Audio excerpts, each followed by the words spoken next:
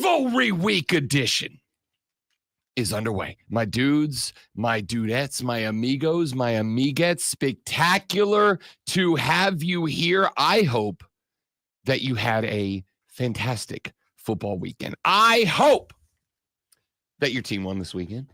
I hope that your team won this weekend so that rivalry weekend matters. And for many, if not most, if not all of you, it does. It does. We have got a day lined up today because we have got a gazillion and a half things that we need to get to over the course of the next handful of hours. So strap in, sit tight, let's rock and roll. I am Rob Brown. Great to have you. The great one, Lonzo, off this week. I got back into The Sopranos again. I decided I needed a rewatch of The Sopranos. I love that show. Great show. Except for like every now and then I start going Tommy DeVito with it. Like Baker Mayfield going into the end zone, giving the old Tommy DeVito. I got to tell you, it bothered the crap out of me that there was a reporter in the postgame press conference that was doing her darndest to try to convince everybody that Baker Mayfield was being culturally insensitive by dropping the Tommy DeVito on the Giants. And I thought Baker handled it well. We'll talk about that later on in the show. But the great one out today, my man Ben sitting in his place, running the air chair for us. What's up, big fella? How we doing? Grab that mic, swing it over to you. Don't lean over that hard. Don't work harder than you have to, Ben. You're already got to put up with me for like 12 on-air hours this week. Don't make it worse. I haven't counted yet. I mean, 3-4 hour days. It's up a lever math. I understand. But we're gonna get you through it, bud. Thanks for coming in, man. Good to have you. Thank you, sir. We have got all the stuff to talk about on the show today.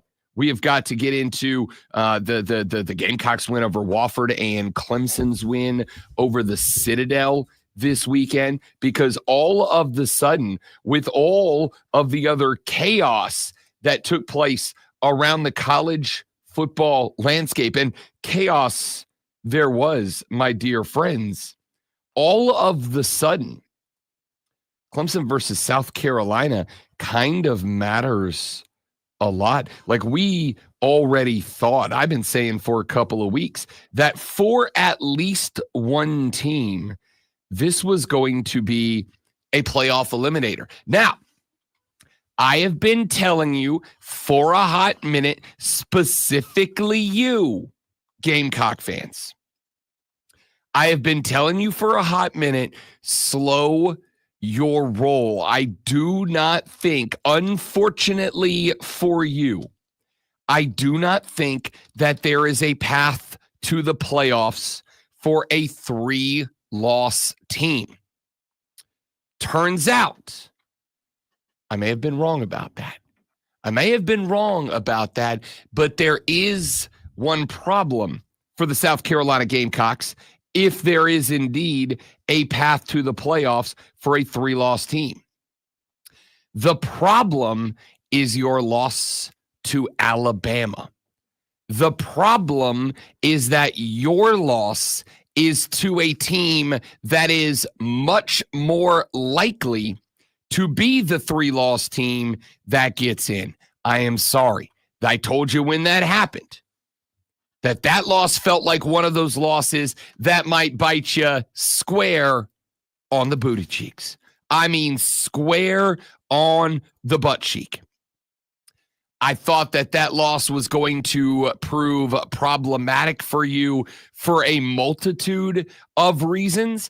And the closer we get to the end of the season, the more I think I might have been right about that. And that stings, man. However, that does not mean that it's still not on the table, because Alabama has got a game against the Auburn Tigers. The unfortunate part for you is that it is in Tuscaloosa, not in Opelika, Alabama, because as Nick Saban said, and now Mike Elko will confirm, Jordan-Hare Stadium is cursed. It's haunted. There are ghosts of Aubie's past floating around in that stadium, as we all found out when they were able to knock off the Colt in 4 overtimes this weekend and send Texas A&M to the ranks of the 3-loss Southeastern Conference squads.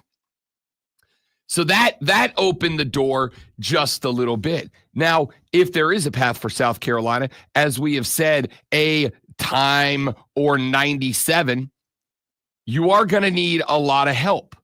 And you are now big Auburn fans, South Carolina, because if Alabama has 3 losses and you have 3 losses, despite the fact that, yes, indeed, your schedule was more difficult, that is not a question mark. That is a statement of fact. If indeed you are both 3-loss teams, they are going to get in ahead of you, obviously, with the heads-up victory. A heads-up victory South Carolina fans at the time were, and to this day should be very proud of.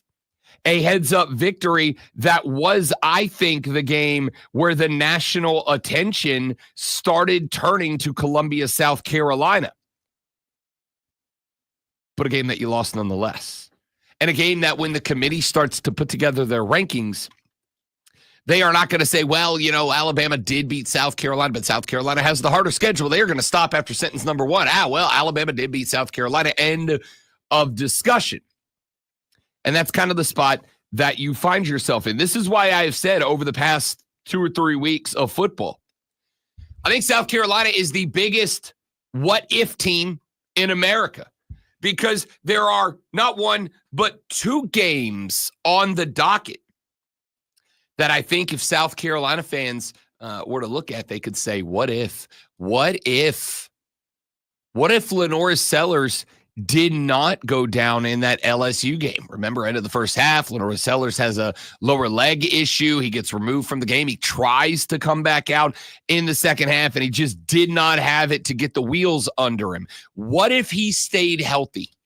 What if there weren't a couple of garbage calls down the stretch of that game and South Carolina would have won that thing? What if South Carolina would have finished on the road at Alabama? I'll tell you what if. What if you would have won either one of those games? You'd be in the playoffs. That's what if. But you didn't. And so now you got to make the best of the cake that's on the table in front of you.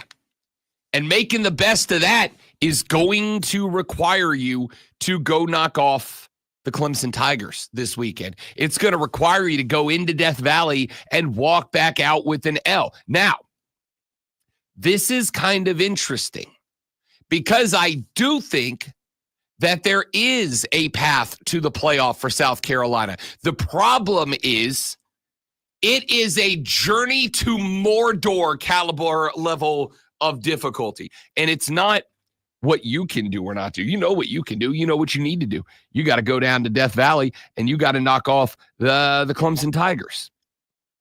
Is that possible? Sure.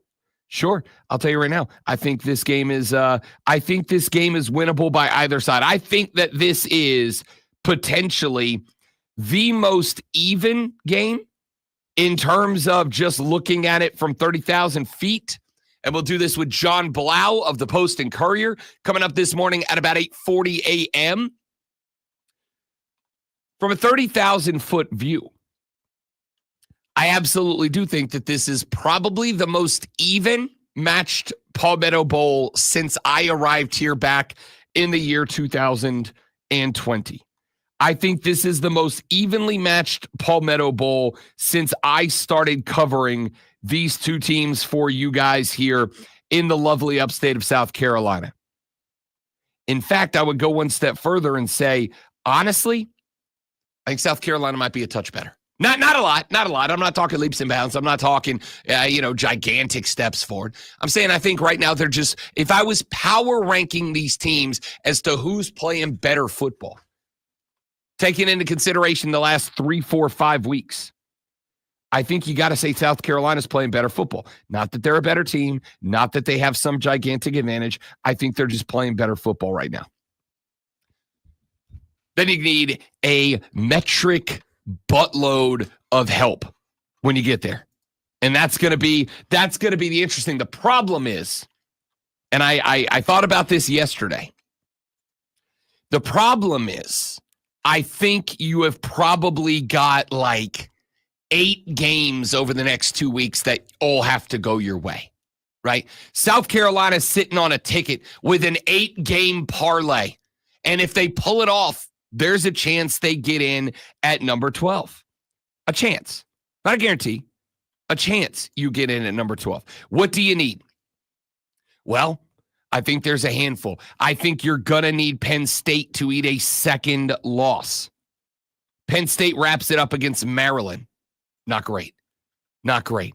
I think you're going to need likely, I don't know that a loss, but scratch that. I do know that a loss between Oregon and Ohio State in the Big Ten championship game doesn't help you. The loser of that game is still in.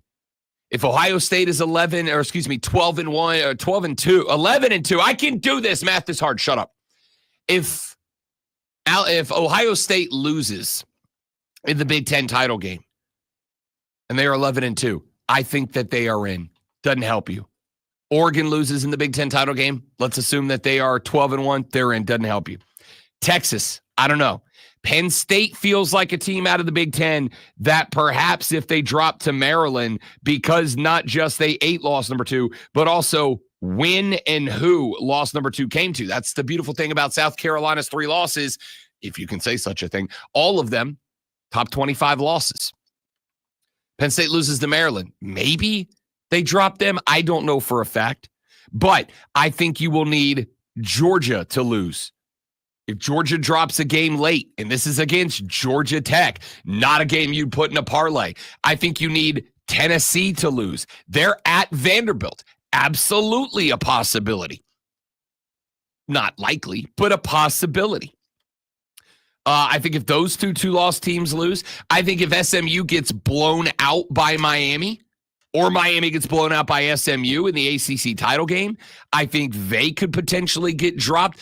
The question mark is, and I've said this before, I think the Southeastern Conference, by participating in that conference, I think you get 1-game bonus credit. I said that since last year. I've said that since Alabama jumped Florida State last year. I think if you are in the Southeastern Conference, you get 1-game bonus credit. What do I mean by that? What I mean is, I think an SEC 3-loss team will jump a 2-loss team from the ACC, from the Big 12, potentially even from the Big 10. The good news from the Big 10 is, and I've said this before, I think the Big 10 has maybe the best public relations machine in all of sports. The Big 10 has everybody convinced that they are step and step, stride for stride with the Southeastern Conference. They're not. They're not even close. They're not even close. Yeah, they got 4 that. What do they got? 3 of the top 5. But it's like the most top-heavy league. After that, who is there, right? I mean, Indiana, that we are going to talk about later in the show because they got dog-walked by the Buckeyes this weekend, as I told you last week they would. I love Curt Cignetti. He wins. Google him. Except this weekend, when Lonzo was texting me, I think it's time to retire the Curt Cignetti sound clip. I don't think it is at all. I don't think it is at all. But we'll circle back around because I think there is I've developed a new philosophy on picking football games. And by developed, I mean kind of come around on one that a lot of you guys have been screaming for a very, very long time. But Indiana drops the L this past weekend to the Ohio State University. So we're going to talk about that coming up later on. But I think you would likely need Indiana to lose. Indiana's got Purdue this weekend. Again, probably not going to happen. I think Indiana's on a revenge tour. Curt Cignetti got asked after the game if Indiana was still a valid playoff team after that loss to Ohio State, and he got indignant with the young, intrepid reporter who asked that question. I think being in the SEC gives you 1-game credit. I think a 3-loss SEC team can jump a 2-loss team from any other conference, provided the wins line up chronologically, right? Like if you get your 3rd loss in the SEC late in the season, probably not as good. But if you carried 3 losses in from earlier in the season and a team drops one late, I think they'll move a 3-loss SEC team over a 2-loss team from the Big Ten. So I think if you hand Clemson their 3rd, I think you will need Auburn to win in the Iron Bowl. But I think South Carolina could reasonably be expected to probably jump Arizona State. Arizona State is at Arizona. I think it would help if you get that L. I think it could be argued after they had a nail biter against Wyoming. I think it could be possible South Carolina could theoretically jump Boise State, though Boise State is in the mix for a Mountain West Conference championship game. So I think however that stacks up, you're rooting for Boise State to take an L, either this weekend and rivalry weekend or next weekend in the MWC championship game. I think if Boise State drops an L, Indiana drops an L, whoever loses the ACC title game gets the doors blown off of them. Tennessee, Georgia both take L's. You beat Clemson. Alabama loses the Iron Bowl.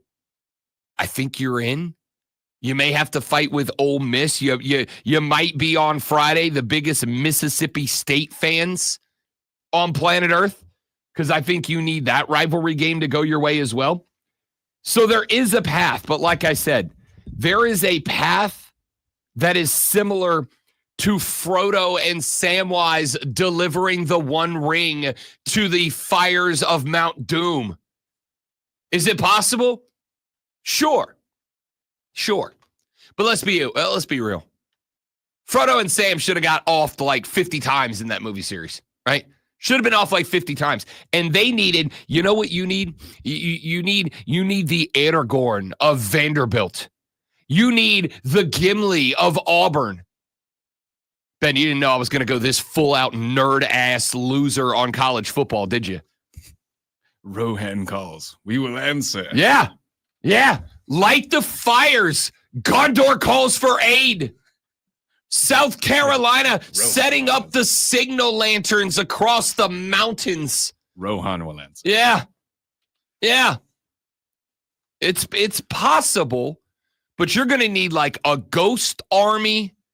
You're going to need Gandalf the White because the gray, not good enough. You're going to need Aragorn and Gimli and Legolas all this weekend. And of course, all of it will come to naught if you can't go down to Clemson, South Carolina, if you can't knock off Dabo and the Tigers. So we're going to spend some time talking about that game. Clemson fans, we'll talk about you as well, because I'm going to say it. Your path is a lot easier. Your path is a lot easier. Your path is still very available to grab it out large. Beat South Carolina by 24. Beat their ass.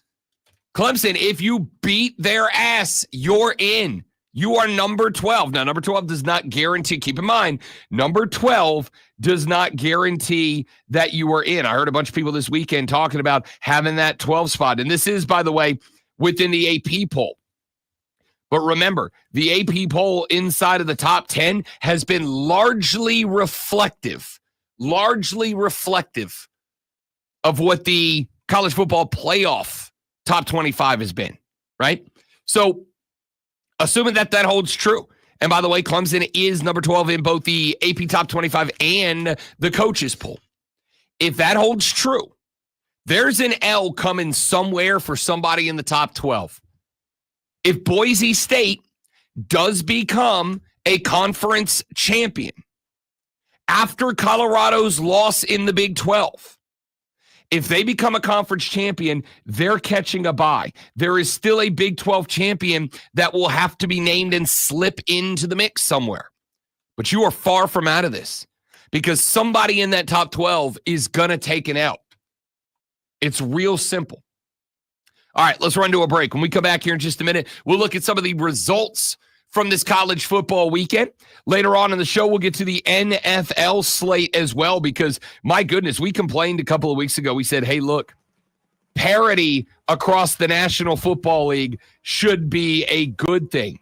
Parity that results in boring football games should not be. Yesterday was not a boring day in the National Football League. So we'll take a look up and down that scoreboard. Coming up later on in the show at 8:40, John Blau of the Post and Courier will join us here on the show at 9 o'clock. Hayden Ask Mario for the BetQL Network will join us live on the stream.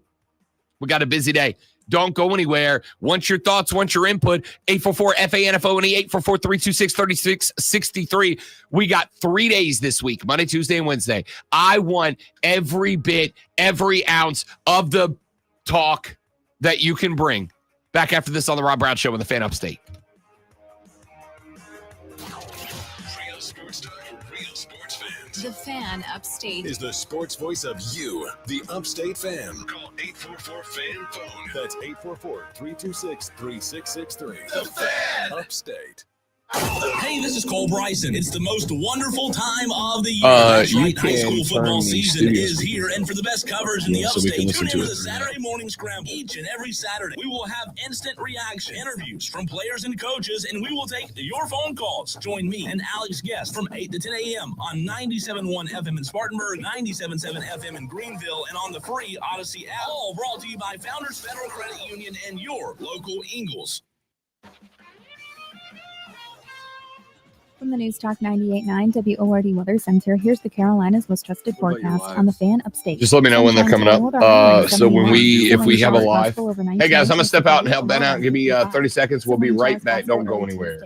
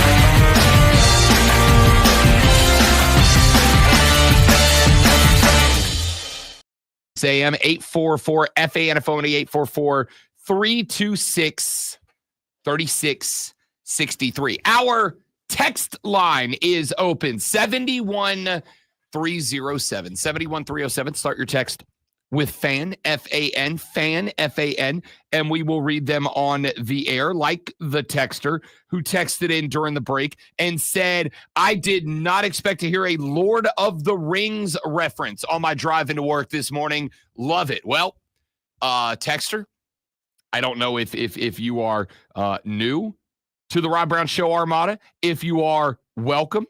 I don't know if you are a seasoned veteran of the Rob Brown Show Armada, but if you are, my sports fandom and my nerd fandom, they aren't separated. They aren't segregated. They are one. All right. You're going to get Avengers references dropped into the sports. You're going to get Justice League references dropped into the sport. All right. You're going to get Lord of the Rings references, Star Wars references, Star Trek references. I mean, I don't discriminate. You can love sports and nerddom. Lonzo and I's office is referred to as the Fortress of Nerditude. All right. Like by people in the building. All right. Like it's full of that stuff. So welcome. I'm sorry. If you're not into the nerd culture, you're just gonna have to tolerate it every now and then.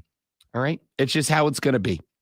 The Sandstorm checks in on the stream. He said South Carolina smokes Clemson by 21. Don't need any imaginary people. They are that much better. End quote. Like I said, I think if I'm power ranking these two teams right now, just in terms of who's playing better football, right? And keep in mind, I do want to be clear. There is a difference, as we tell you week to week when we do our power rankings. There is a difference between power rankings and rankings. Power rankings is who's better right now. The rankings take into consideration dating back to week 0. Power rankings are, if we looked at these two teams and what they are doing right now, it is the most, what have you done for me lately? Ooh, woo, woo, woo, woo. Yeah.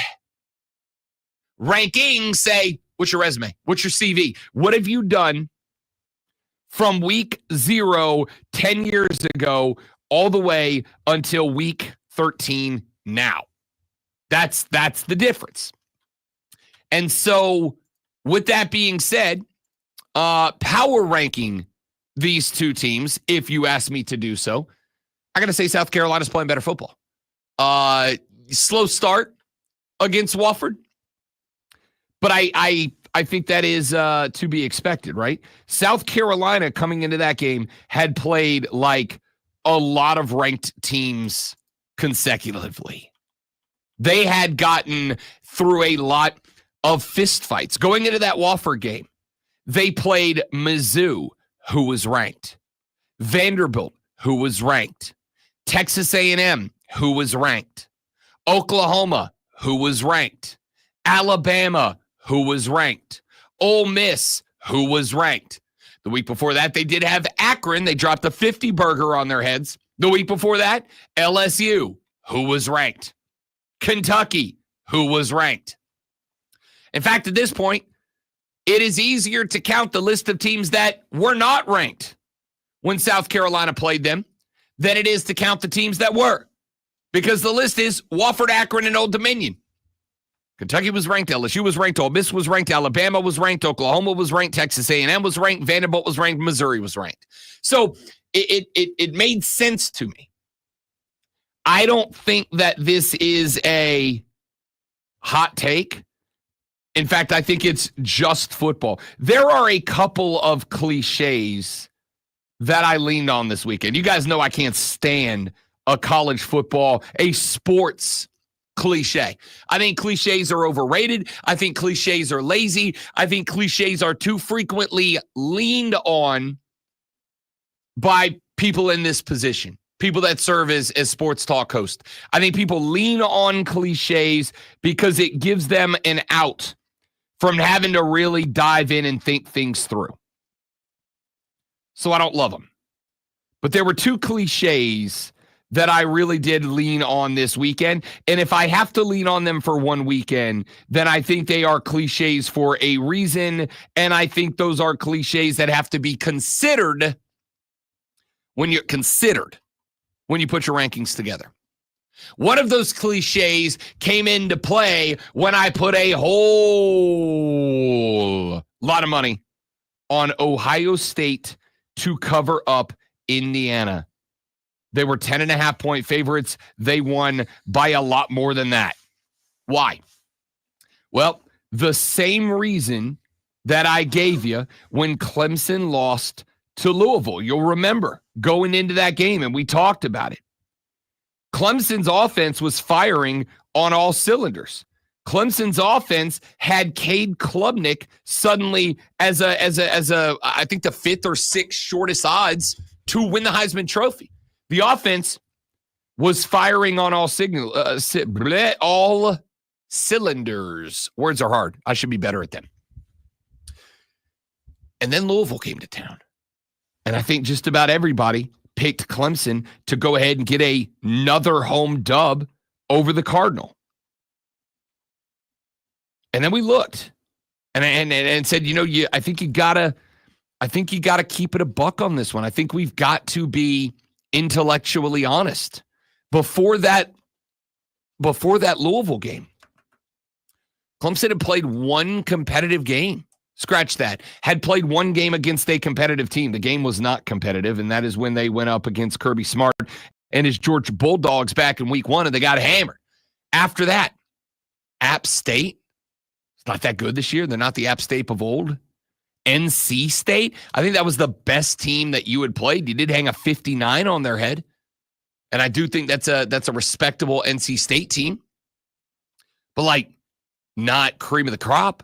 Stanford, who's not good. Florida State, who is maybe the most disappointing team in the history of college football. Wake Forest and Virginia. It wasn't exactly a who's who.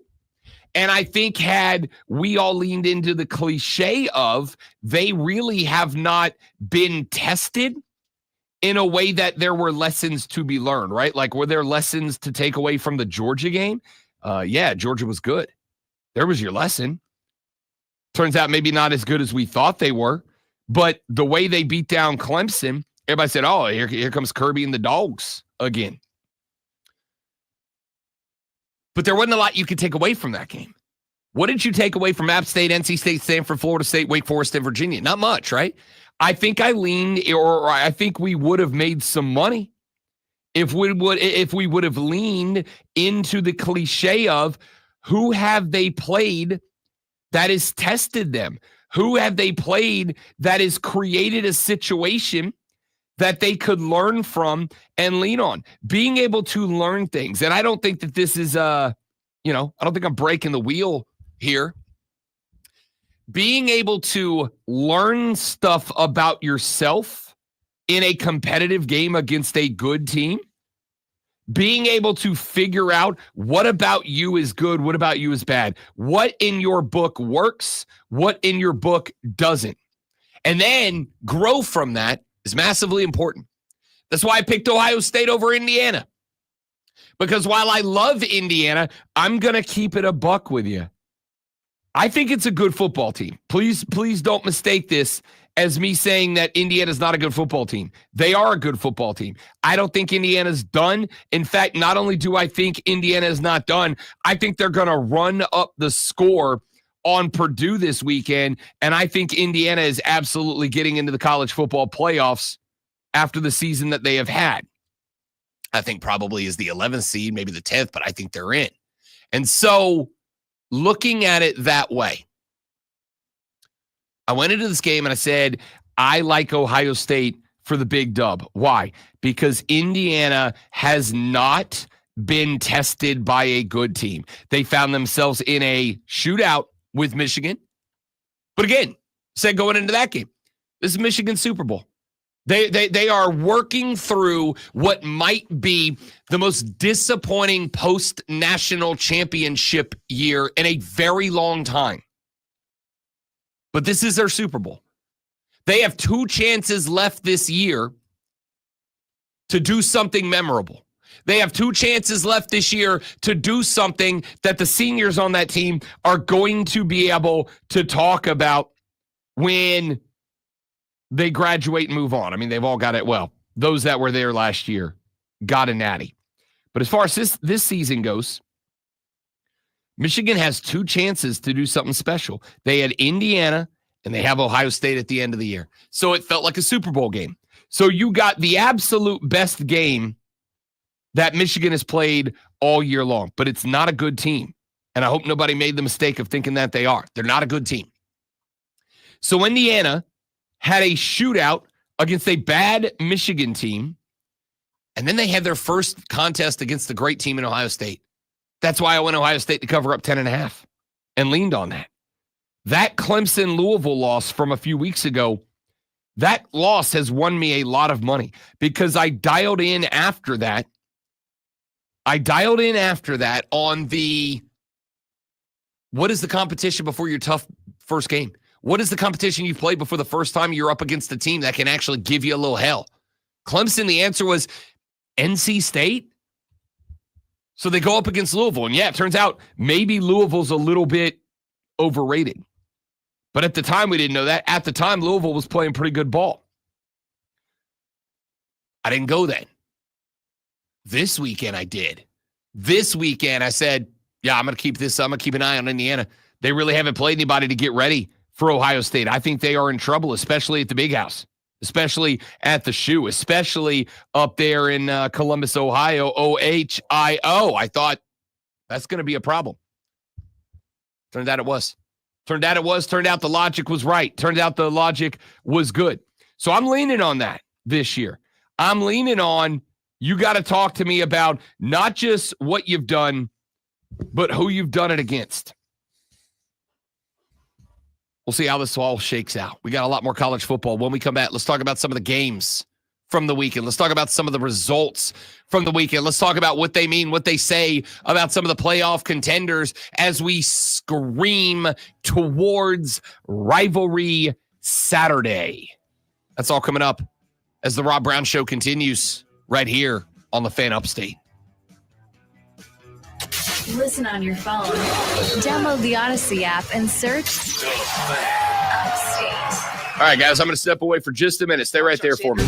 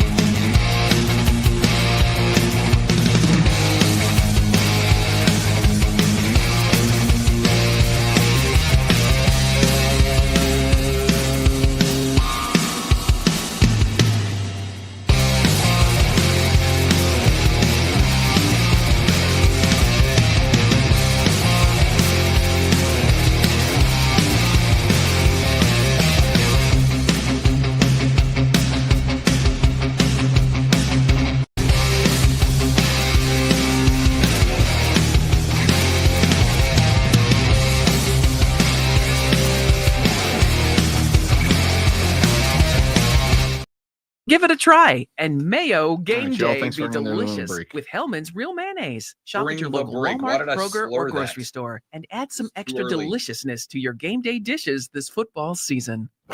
Talk to Rob and Lonzo. Call 844-FAN-PHONE. That's 844-FANFONE. This is the award-winning Rob Brown Show. Mornings. On the Fan Upstate.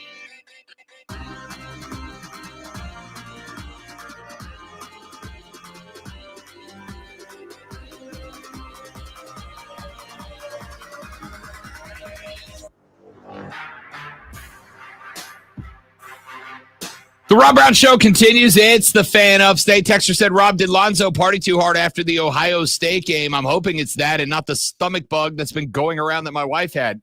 No, Lonzo had a scheduled vacation this week. So Lonzo is very asleep right now, ladies and gentlemen.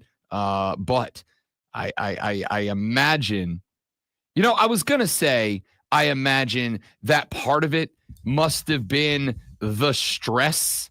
I was going to say that I imagine part of it must have been what went down yesterday as the Carolina Panthers decided to make an absolute game of it against the Kansas City Chiefs. But I don't think that's it. I mean, I know it's not it. He had a vacation scheduled.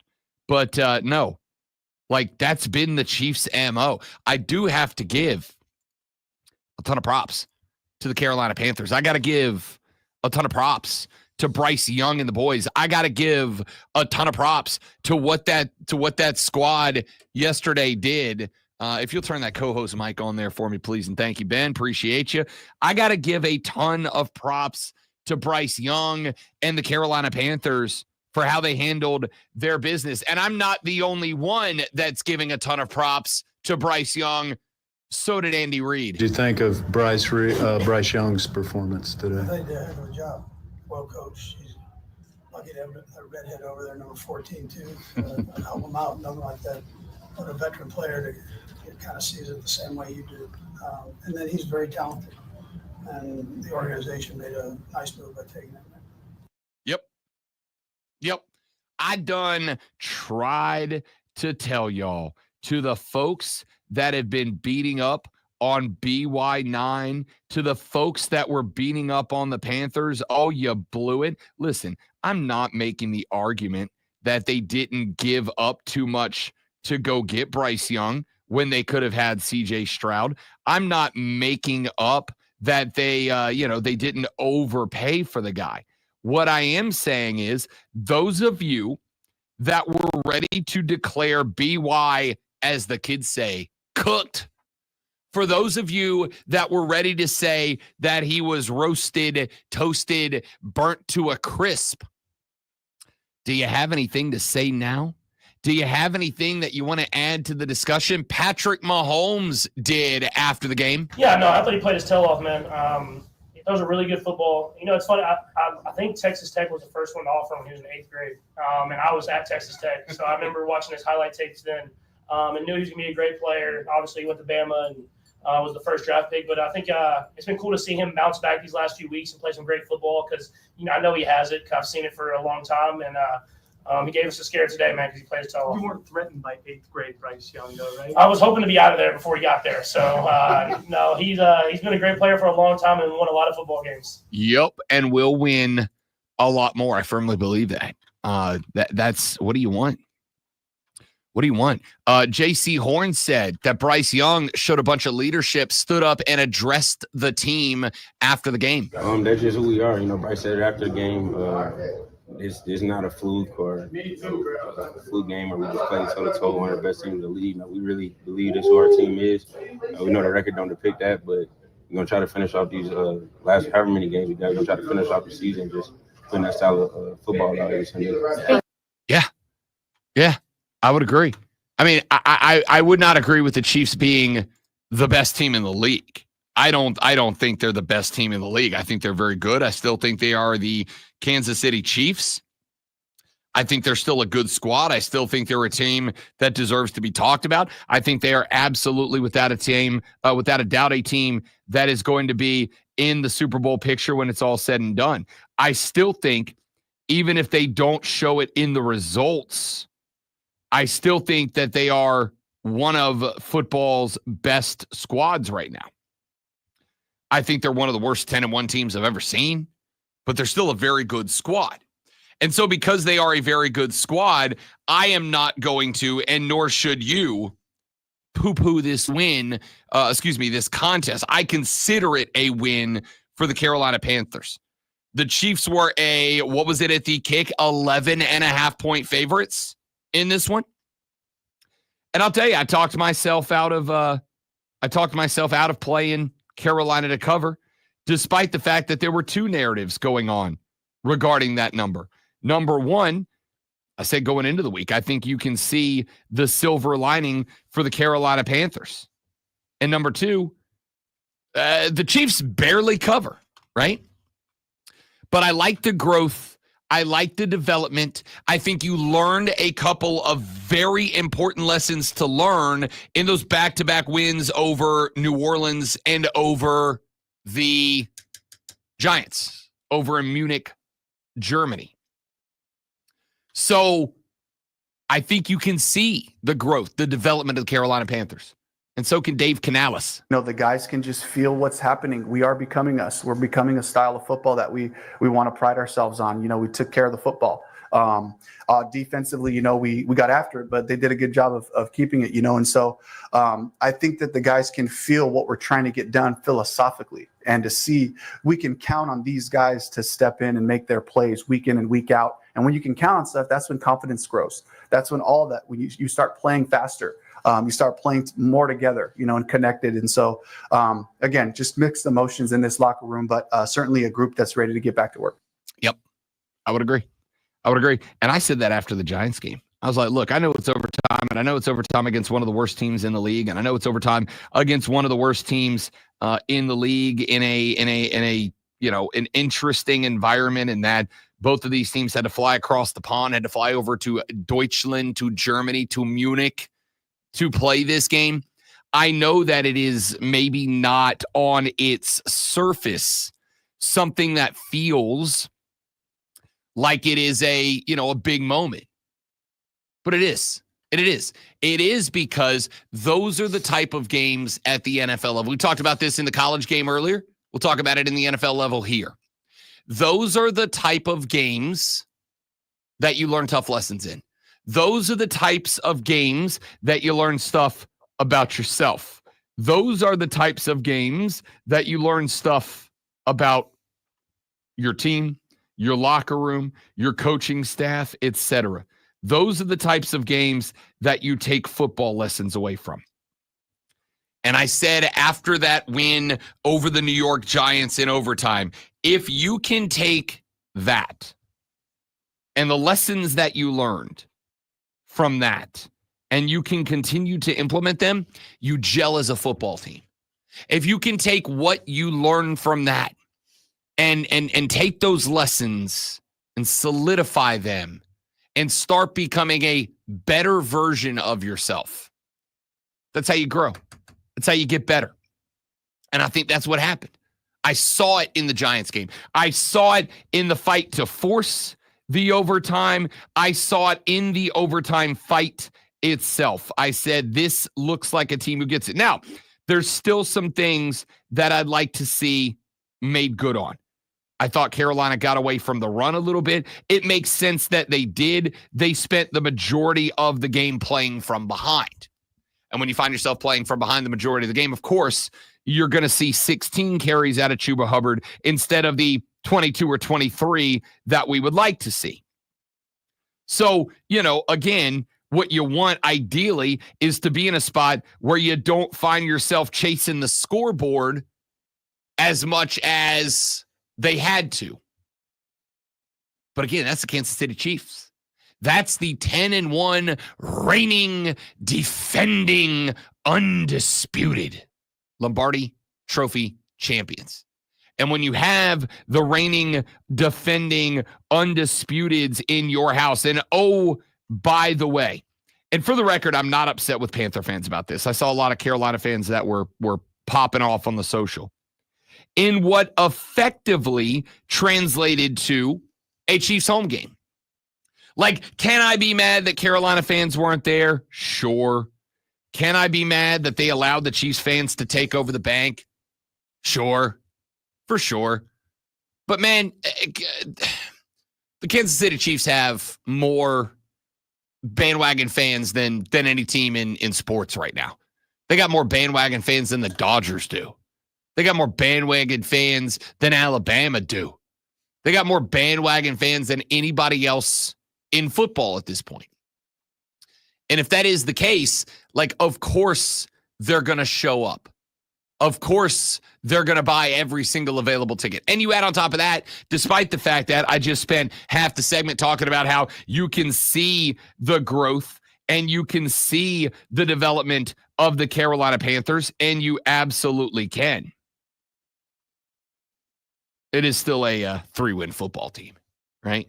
Like, I'm not going to be mad at Panther fans who said, yeah, I got better things to do with my Sunday than go watch our 3-win football team take on the reigning, defending, undisputed, right? Like, I'm not going to bust them up. Did it stink? Sure. Did it make the job of the boys tougher? Sure. All that's accurate. But I'm not mad about it. Here's what I'm saying. Bobby just texted the show. Said, I'm excited to see that the Panthers may be developing the ability to grow and perhaps not be a perennial bottom-tier team. I've told you. All I need is just a little patience. I can't whistle. But if I could, I'd whistle the Guns N' Roses song. All right? But I can't. So you're just going to have to do it in your head. The point here is, I've told you I've seen this coming for a couple of weeks now. I told you I've seen this coming out of Bryce Young. I told you it was going to take some time for Dave Canales to get it figured out. I told you it was going to take some time for this team to find its gumption. But I feel like they've done it. Now we'll see if they can string that performance against the Kansas City Chiefs into something next weekend. We'll talk more about that later on in the show. We got to run to a break. When we come back, your water cooler cheat sheet. Do me a favor, Ben. There's a 60-second bet in there called Sports Flash. If you'll find that and play that, because since Alonzo's not here, Rob Brown is going to do your Sports Flash. And after I do this Sports Flash, we will come back. We'll get your water cooler cheat sheet, and we'll run you through some of the biggest stories in sports. And then we keep breaking down the landscape of college and NFL football. Heck, we might sprinkle some NBA in here. We might get some MLB offseason. All of that and more is coming up as the Rob Brown Show continues on the Fan Upstate. Go ahead and Roy. Did you find it? Get Rob. This is the Rob Actually, Brown it Show said on the asset Fan not available. Upstate. Must not be the right one. Hey, this is Cole Bryson. All right, It's the don't most worry about it. wonderful time of the year. That's right, high school football season is here, and for the best That's coverage in the true, upstate, tune into the Saturday Morning Scramble. Give me 30 seconds, guys. We got to find our beds. Stay Instant right there. reaction.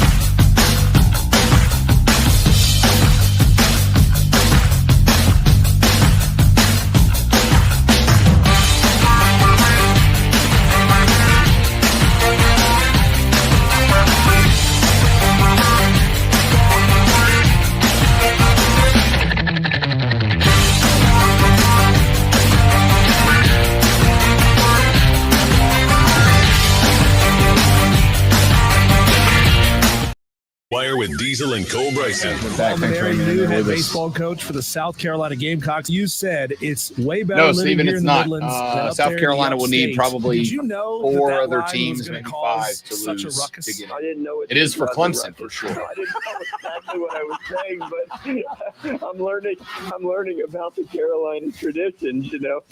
Wire to Wire with Diesel and Cole Bryson. Turn on, leave on. Afternoons 3 to 7 on the Fan Upstate. Man, check this out. Your unofficial Rob Brown lockdown.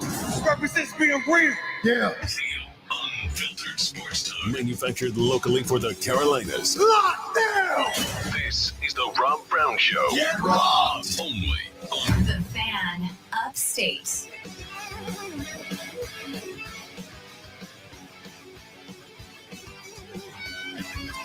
Hour number 2 of the Rob Brown Show goes now, ladies and gentlemen. Welcome back. It is the Fan Upstate, Rob Brown. My man Ben filling in for the great one, Lonzo, today, who is out on a scheduled vacation.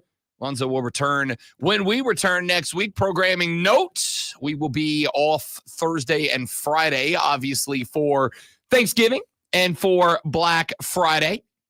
So no show on Thursday, Friday. We will return next Monday.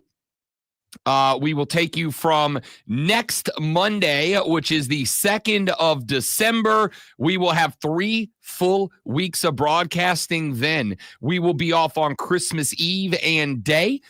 We will have a show on December 23rd. We will be off the 24th and 25th, 26th, 27th. We will return on on December 30th for a Monday show. We will be off New Year's Eve and New Year's Day. And then January 2nd, it's back to real life, back to the grind. So there's your schedule for the remainder of the year into 2025. Steven pops on the Facebook chat, which you can join, by the way, at facebook.com/thefanupstate, the Fan Upstate on YouTube, the Rob Brown Show on Facebook, on YouTube, and on Twitch.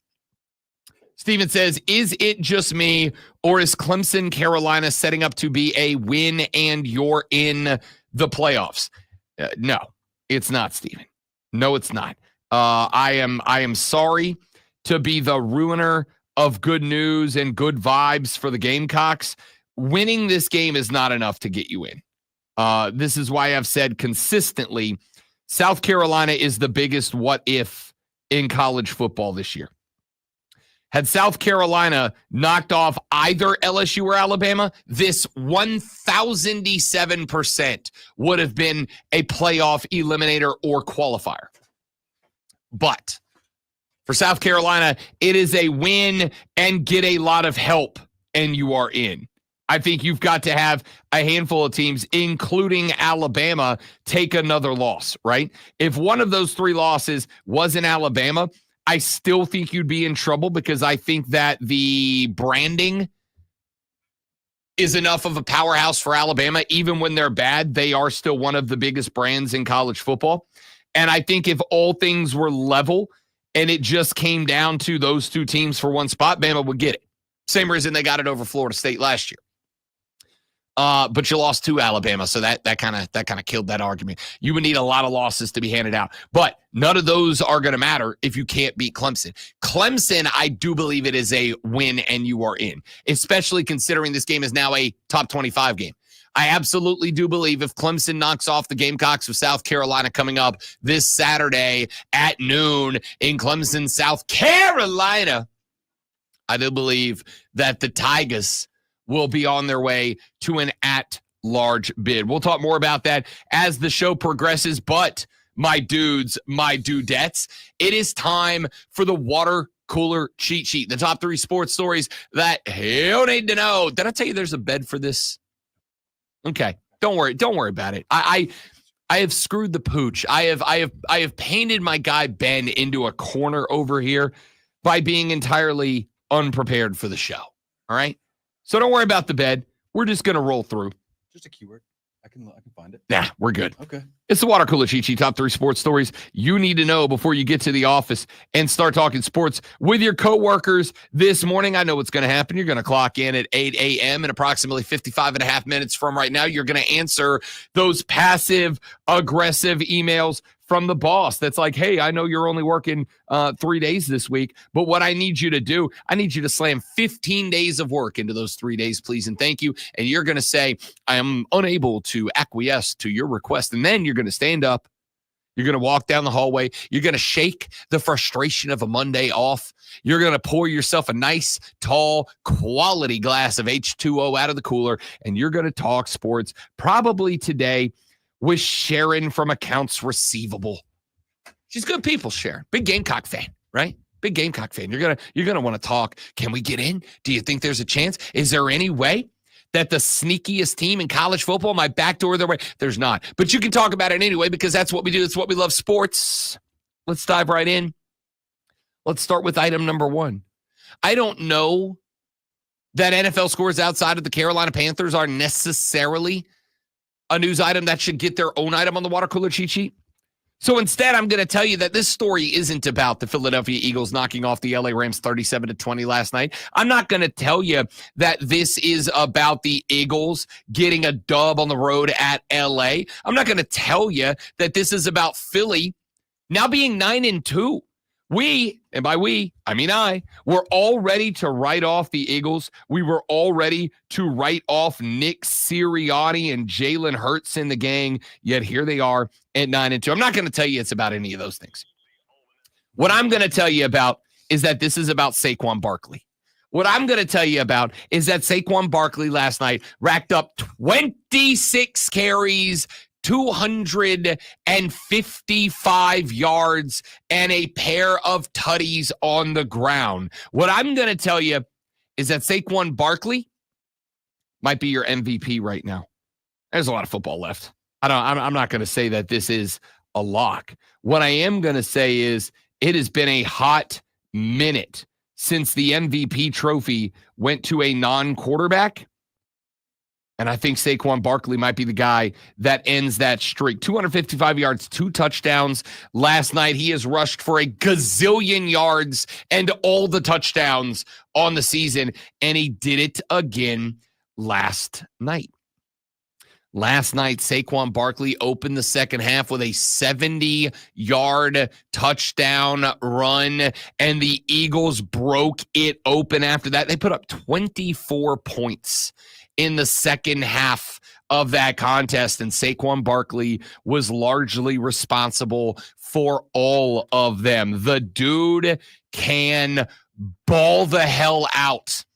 And I think we got to talk about it a little bit more. Let's move on to item number 2. Actually, you know what? I'm going to put this under item number 1. We can add the Carolina Panthers to Water Cooler Cheat Sheet item number 1.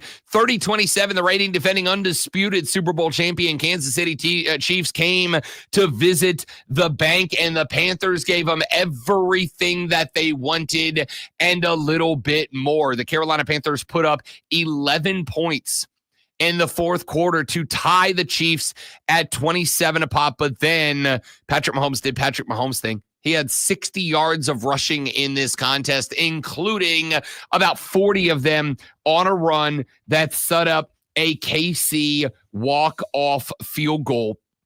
When it was all said and done, Kansas City in that fourth quarter, Spencer Schrader hit a 31-yard field goal with $1:46 left to play after a 7-play, 57-yard drive for the Chiefs to get the go-ahead 3 points. Bryce Young and the Panthers unable to match those 3 down the stretch. Bryce Young, however, did have a 21 of 35, 263-yard, 1 touchdown, no interception day. This game was very simple because of the fact that the Chiefs jumped out early. It was 10-3 at the end of the first. It was 20-9 at the end of the first half. And then Carolina barnstormed back. They got themselves in this game. They covered up the spread. They gave themselves a chance. The problem is because they spent so much time chasing the scoreboard, because they spent so much time playing from behind, they were able to run the ball a total of 21 points, or 21 carries, pardon me. They were able to run the ball 21 times and amass just 85 yards of rushing attack when it was all said and done. You got taken out of your zone. You got forced away from the game that you want to play. And why not? It's Patrick Mahomes and the Chiefs. Of course you did, right? But you fought. You threw punches. You threw haymakers. You kept climbing back in. And when you know it, the Panthers gave themselves a chance yesterday. Good performance. Solid performance from Bryce Young. Couple of big drops. J.C. Horn had one down the sideline that resulted in a Carolina punt that if he brings that thing in, you're set up inside the red zone. And he just dropped it. Bryce Young dropped a dart, dropped a dot right at his arms, and Xavier Legette, my absolute guy. That'll be great, man. Just dropped the ball. There's room for improvement on a 27-30 loss to the Kansas City Chiefs. Let's move on to item number 2. South Carolina women's basketball. The win streak is over. 43 consecutive wins for the number 1 ranked South Carolina Gamecocks. It is their first loss since the 2023 Final Four. That was a program record 43-game win streak. It came to its conclusion on the wrong end of a 77-62 defeat to number 5 UCLA in front of nearly 14,000 fans. It was the largest loss by an AP number 1 team since January of 2020. It was the Gamecocks' largest defeat since the 2019 Sweet 16, and it was their first road loss since December of 2021. Don Staley said, quote, "It doesn't feel good when you're on the receiving end of it, but you also know you got beat by a great team executing on both sides. That was beautiful basketball by UCLA, beautiful on both sides. I thought our kids fought, but we ran into a buzzsaw today." Of course, the Gamecocks coming off of an undefeated season last year after winning the program's 3rd national championship in 7 years. They have been tested this season by unranked Michigan in the opener. They won by 6, and then later by number 9 NC State. They ended up winning that game by 14. But Sunday, UCLA dominated on both ends of the floor, held the Gamecocks to just 62 points on 36.4% shooting. The Bruins turned a 9-point second quarter lead into a 21-point halftime advantage. The Gamecocks scored only 22 points on 26% shooting at the break. It was the Gamecocks' first double-digit halftime deficit since December of 2021 and their first 20-point deficit dating back to March of 2019. So it will be time to rebound for the Gamecock women's basketball team, and they get 0 break as they get set on the 28th of November for their next ranked contest when they welcome the Iowa State Cyclones to the house at 1:30 in the afternoon. That game coming up on Thursday. We will have coverage and results of that contest for you here on the Fan Upstate. And finally, let's get to item number 3. It is your AP college football rankings. The AP Top 25 is out, and shocking to exactly no one, the Oregon Ducks remain the consensus number 1 team. They are 11-0. They are the final unbeaten team standing, and they have earned that number 1 spot. All 61 first-place votes go to the Ducks. However, the Buckeyes of Ohio State have closed rank just a little bit. They now trail the Oregon Ducks by just 80 total points of difference from that number 2 position. The Buckeyes, with their big win over previously undefeated and now once defeated Indiana, hop up into the number 2 spot. They are about 70 points ahead of number 3, Texas. Texas leads Penn State, and Notre Dame rounds out your top 5. Georgia, with their win this weekend, jumps up to number 6 with a 9-2 record, 1 spot ahead of 9-2 Tennessee at number 7. A pair of ACC squads check in at number 8 and number 9. Those are the 2 teams likely to be competing for the ACC championship game this weekend. Miami and SMU 8-9 respectively, and Indiana with their only loss coming this weekend at the hands of the Ohio State Buckeyes fall down 5 spots to number 10. Number 11 is Boise State. Clemson checks in 5 spots up at number 12, 1 spot ahead of number 13, Alabama. The Sun Devils of Arizona State with a 9-2 record under Kenny Dillingham are at number 14. The Ole Miss Runnin' Rebels at number 15, 1 spot ahead of the Gamecocks of South Carolina, who check in at 16. Those said Cyclones of Iowa State are at number 17, a spot ahead of number 18, Tulane. BYU was 19, and the Colt of Texas A&M take loss number 3 to the Auburn Tigers in quadruple overtime. They fall 5 spots down to number 20.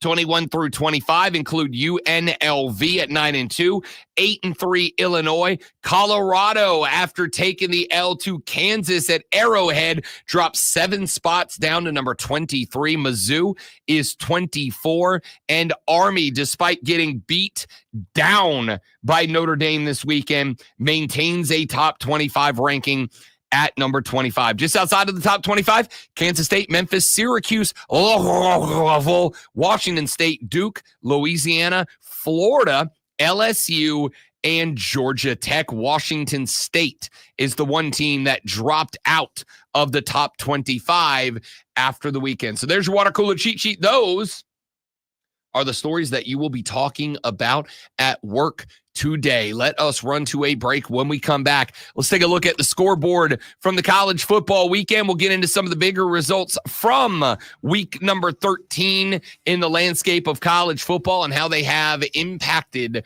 the playoff race. We'll do that when we come back. My man Ben in for the great one, Lonzo. I am Rob Brown. You, my dear friends, are listening to the Rob Brown Show right here on the Fan Upstate. Join the debate and let your voice be heard on our show. This is the Rob Brown Show on the Fan Upstate. The Fan Upstate. Here's how to get in the game. On your radio at 97.7 FM, 1330 AM, Greenville. 97.1 FM, 950 AM, Spartanburg. Listen on your phone, download the Odyssey app, and search The Fan Upstate. There's a whole lot more to know about sound if you really want to go into the subject. Your smart speaker. Just say, play 97 The Fan Upstate. On your HD radio at WFBC HD3. One of those things that I like. And on your computer at TheFanUpstate.com. All right, you want to do that upstate lights at some point? From the News Talk 98.9 WORD Weather Center, here's the Carolinas' most trusted forecast on the Fan Upstate. We'll see sunny skies here for today, high around 71. Then for tonight, slight chance for rain late, cloudy low 55. Tuesday, slight chance for rain early, becoming sunny high around 69. I'll start talking over it and fade the music out when I'm done Jennifer talking. Vucci on the Fan Upstate. Currently, it's 42. Muy excelente. He belongs to the people. We'll discuss as we take a bite out of history with Ingles Markets. November 25th, 1963, 3 days after the assassination of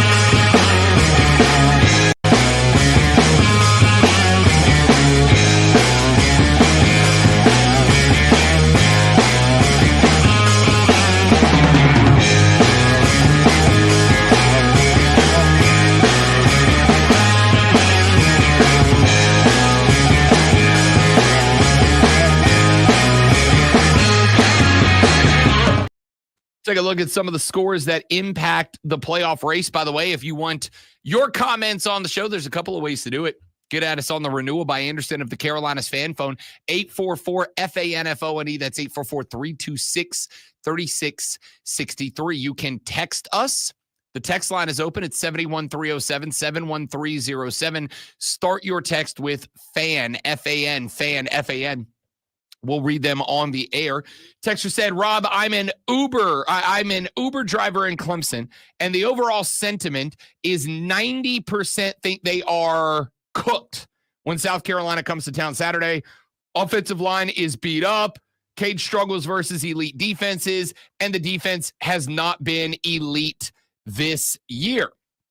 We'll talk a little bit more about that game as the show rolls on this morning. We do have John Blau of the Post-Stand Courier coming up this morning at 8:40 a.m. We've got the lovely Lulu Kesson from the Greenville News. She will be joining us coming up tomorrow at 8 a.m. And we will have Chris Miller, the host of the Gamecock pre- and post-game show, coming up on Wednesday's show.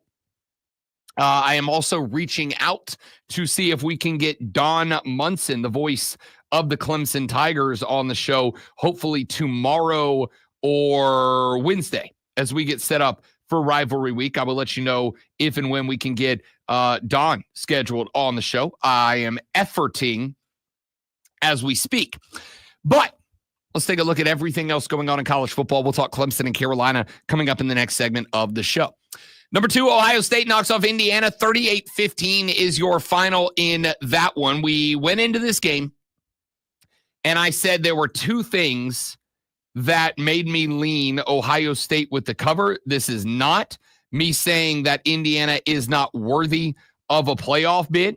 This is not me saying that Indiana should have been knocked out by this. They should not.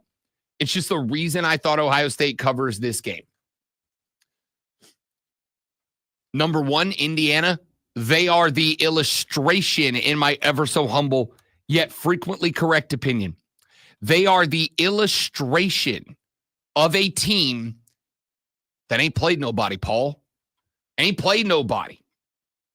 And while I don't utilize that as a reason to leave somebody out of the playoff race, just so we're clear, when that discussion comes up on the show next week and I start advocating for teams that aren't big-time brands and you guys go, but they ain't played nobody, Rob, that's not a reason I'm leaving them out. Teams can only play the teams that are on their schedule. My question is, if you ain't played nobody, do you go win every game by 30? And the answer for Indiana is largely yes. But I think ain't played nobody is absolutely a reason to doubt a team in one game. It is also a reason to doubt somebody when they get into the college football playoffs. If they ain't played nobody and you get into the playoffs, you playing somebody, multiple somebodies in this case. And so because of that, I am at this point looking at this and saying, might keep an eye out on this Indiana squad. Might keep an eye out on this IU squad.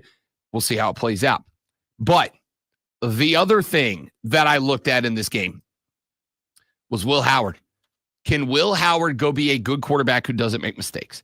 Can Will Howard go be a guy who delivers a good football, an efficient football, and keeps the football clean? And if the answer to that game is yes, I said, look, here's the reality.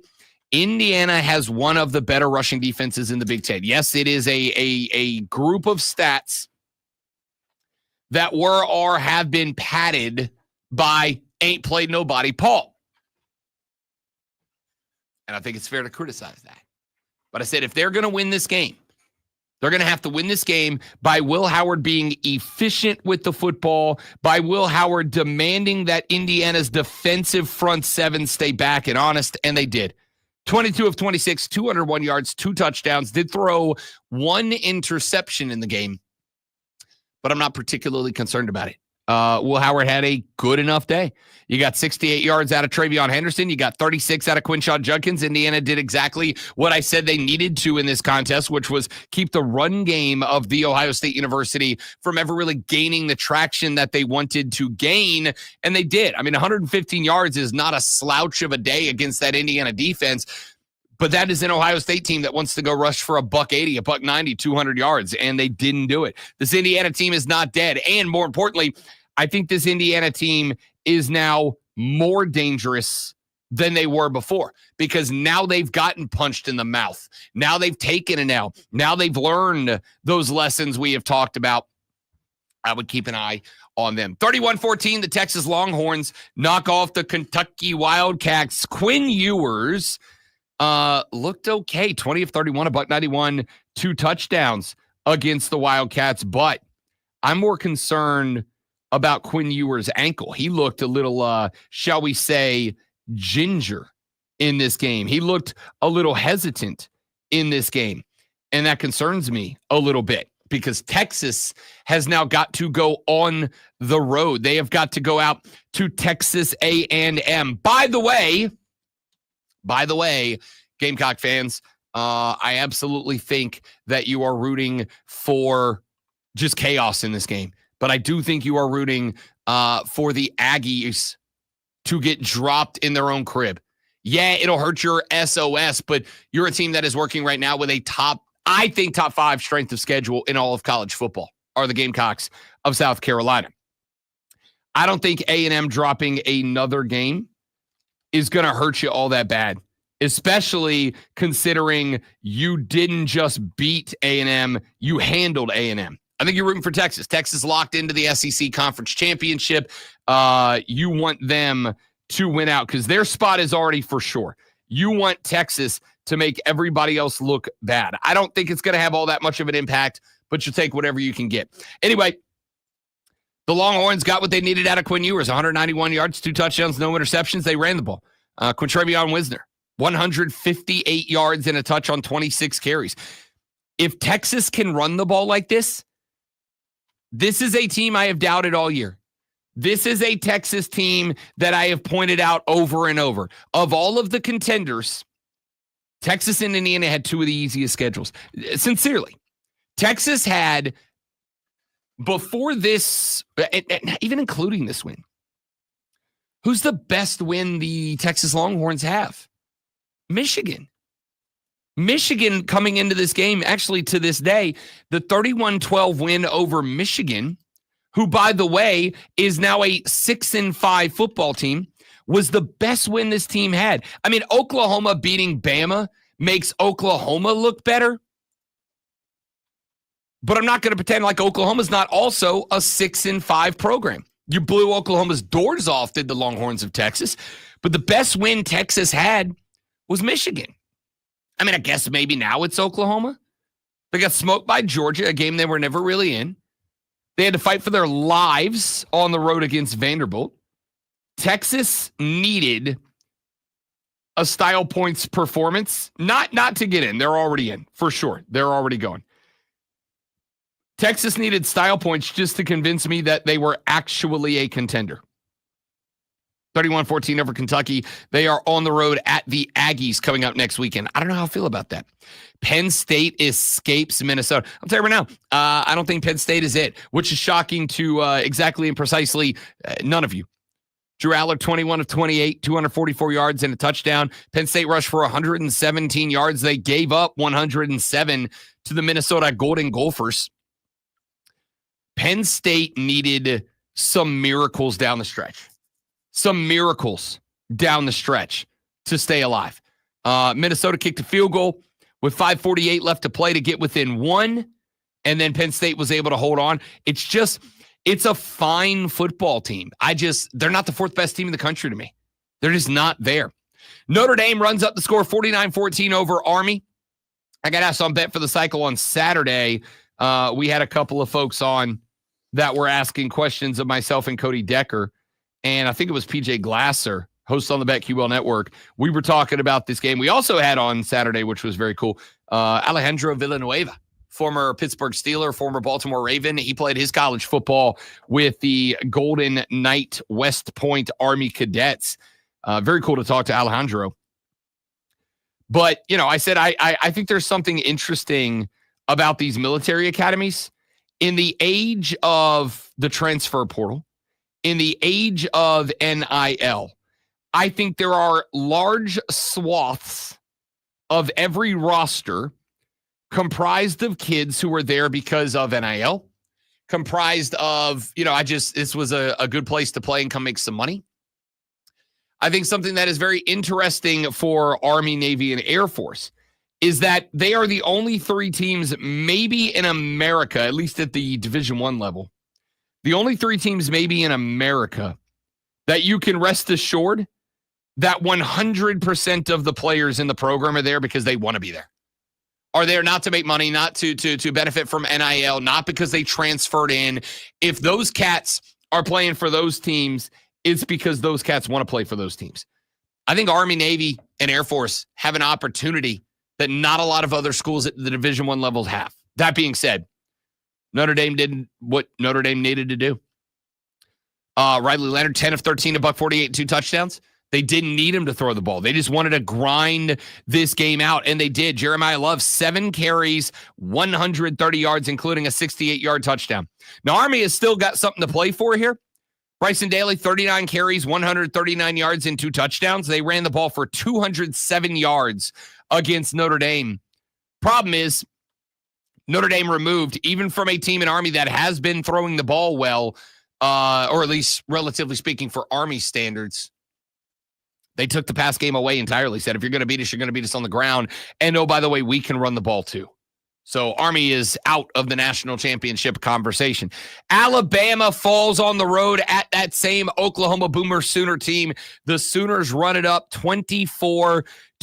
Jackson Arnold just 9 of 11 for 68 yards. Oklahoma ran. This was a team that was in the bottom half of the Southeastern Conference in terms of rushing the football. Not on Saturday. 260 yards on the ground for the Boomer Sooners. I'll say it again. 260 yards on the ground. Alabama, you are going to, I'm going to go ahead and let you know today. If you are not an Alabama fan, this day is going to be very obnoxious for you because I'm going to go ahead and call the shot now. Later on today, when ESPN puts their roster of Alabama apologists on the air, later on today, when the 4-letter trots out Feinbaum and Dinich, and again, I love Heather. I just want to make it very clear. I'm a big Heather Dinich fan, but later on when they trot out Paul and Heather in the rest of the game, you're going to hear a whole lot of reasons why Alabama still deserves to go. I don't think there's any need to have a 3-loss team in, with all due respect to the Gamecocks of South Carolina. I don't think a 3-loss team should go, but they're going to make the excuses. Oklahoma ran all over them. What more do I need? That's not a championship team, which is too bad. Alabama was my pick to win the Natty this year. I thought it was going to just be a reload and go full throttle again type of year for Alabama. It's not. 42-14, Miami knocks off Wake Forest. Cam Ward does Cam Ward things again. To shot nobody. 27 of 38, 280 yards through the air. Threw for 2 touchdowns and a pick. Jordan Lyle ran for $115. Miami rushed for 228 yards. I'm going to tell you this. If Miami can run the ball, now they're dangerous again. I'm not on board with Miami. I think Mario Cristobal has been the beneficiary of having some incredible players come through. Mario Cristobal reminds me of Jimbo Fisher. Jimbo Fisher won. Jimbo Fisher stacked up dubs, but he didn't do anything. He turned loose names like Winston and Benjamin and said, can y'all go carry me? And they did. And I think Jimbo Fisher was a very rich beneficiary of that. I think the same thing about Mario Cristobal. I think if I gave Cam Ward to a lot of college football coaches, they'd have just the same amount of success. We'll find out. They get SMU. By the way, SMU being considered a lot of people's dark horse, not just to win the ACC this year, because they're not a dark horse to do that anymore. They're a legitimate threat. A lot of people considering the SMU Mustangs an actual dark horse to win the Natty this year. Their odds have been shrinking week by week very quietly. We'll talk about that later on, but Miami gets the big win over Wake Forest, setting up an ACC title game between the Stangs and the Canes. Florida knocks Ole Miss off 24-17. Y'all, I told you coming into this, Jackson Dart is not my favorite college football quarterback. In fact, I think Jackson Dart is a little bit overhyped. On the flip side, do you remember what I said about the Florida Gators all week? I said you might want to keep an eye out on this team with DJ Lagway. My man looks like baby Patrick Mahomes out there, throwing sidearm, underhand, all around, spin-a-roonies. This guy's quiet, but he's good. 10 of 17, 180 yards for DJ Lagway. Here's the thing. You don't need Lagway to do anything ridiculous. You don't need Lagway to go bananas. You just need him to be good enough to manage the offense. You just need him to not make mistakes and to let the guys cook around him. And that's exactly what DJ Lagway has done. Ole Miss is cooked. They're not going. They're not. It's not just 8-3. But with losses to Kentucky and Florida, with all due respect, the Gators team I just pumped up, with losses to Kentucky and Florida, not only are they 3 losses, yeah, I know they cooked South Carolina 27-3. But South Carolina's 3 losses are excellent 3 losses. Ole Miss's are not. I don't think Ole Miss can find their way back from a 3-loss season. 59-21, Georgia cooks Massachusetts. Not a lot to say about that other than, remember how we were all kind of roasting Carson Beck? Carson Beck might be back. Carson Beck may have found a little something, 20 of 31, 297 yards, and 4 tutties in this game. Nate Frazier also stepped up, the backup running back for the Georgia Bulldogs. 21 carries, $136, and 3 on the ground. Shocked they gave up 21 to Massachusetts. I do have question marks about the Georgia defense. This was a defense that was supposed to be elite. Supposed to be the team that made the Georgia Bulldogs the most balanced, complete team in America. Massachusetts came up with some big touchdowns, some big plays up and down the field. We'll see. 56-0 Tennessee knocks off UTEP. Nico Iamaleava, 17-23, 209, and 4 touchdowns. Exactly what we expected. Boise struggled against Wyoming. 17-13. They escape the Wyoming Cowboys. And here's the thing. In some years, you'd go, hey, Rob, come on now. That's a pretty good little team in Wyoming. Yeah, that team's 2-9 this year. 2-5 in the Mountain West. That ain't the same Yo Daddy's Cowboys no more.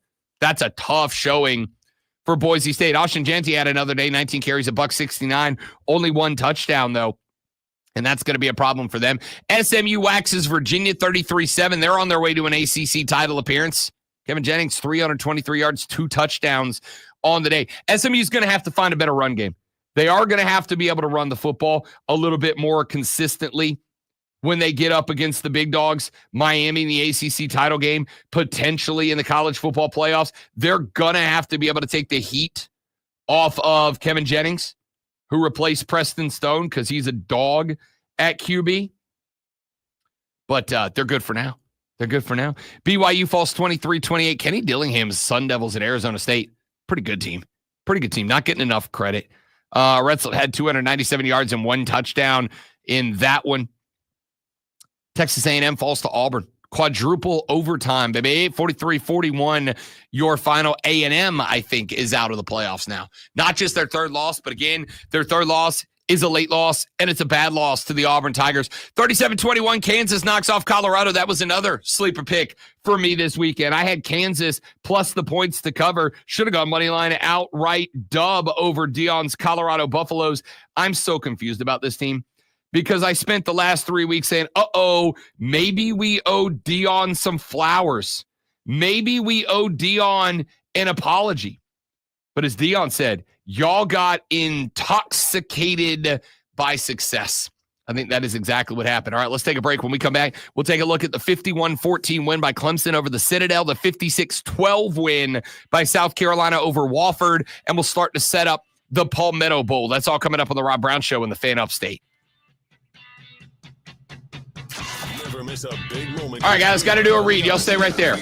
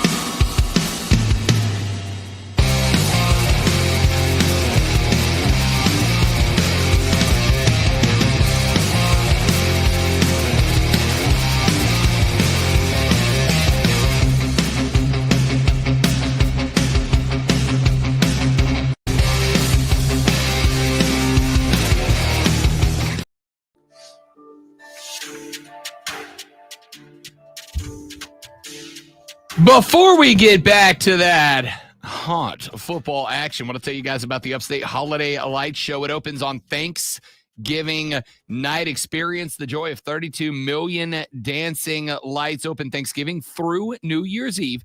You can experience the holiday joy 7 days a week, rain or shine. Park your vehicle and enjoy the dancing light show, or drive the track and immerse yourself in the lights. It is Greenville's best Christmas lights. And this year, an all-new indoor Christmas village. The giant buildings will allow parents and kids to enjoy carnival rides, an expanded petting zoo, and a Christmas village protected from the weather. Oh, and that petting zoo and pony corral, more animals than ever before, from farm animals like goats and donkeys. Santa's free petting zoo is something for everyone. And if you're feeling adventurous, you can take a ride in the pony corral for extra fun.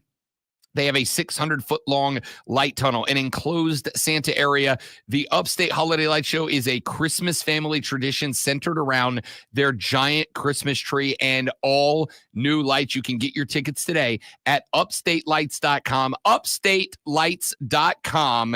It is the Upstate's favorite holiday tradition. It is the Upstate Holiday Light Show. All right, let's take a look at the two games that you guys care about the most. That, of course, being Clemson's win over the Citadel. Wofford falls to South Carolina 51-14. The former game 56-12 is the latter. 198 yards, 3 touchdowns out of Cade Klubnik. He did make way. Why only 16 passes? Because he gave a little XP to Chris Vizina. 6 of 14, 62 yards for that young man. Clemson ran for 302 yards on the Citadel.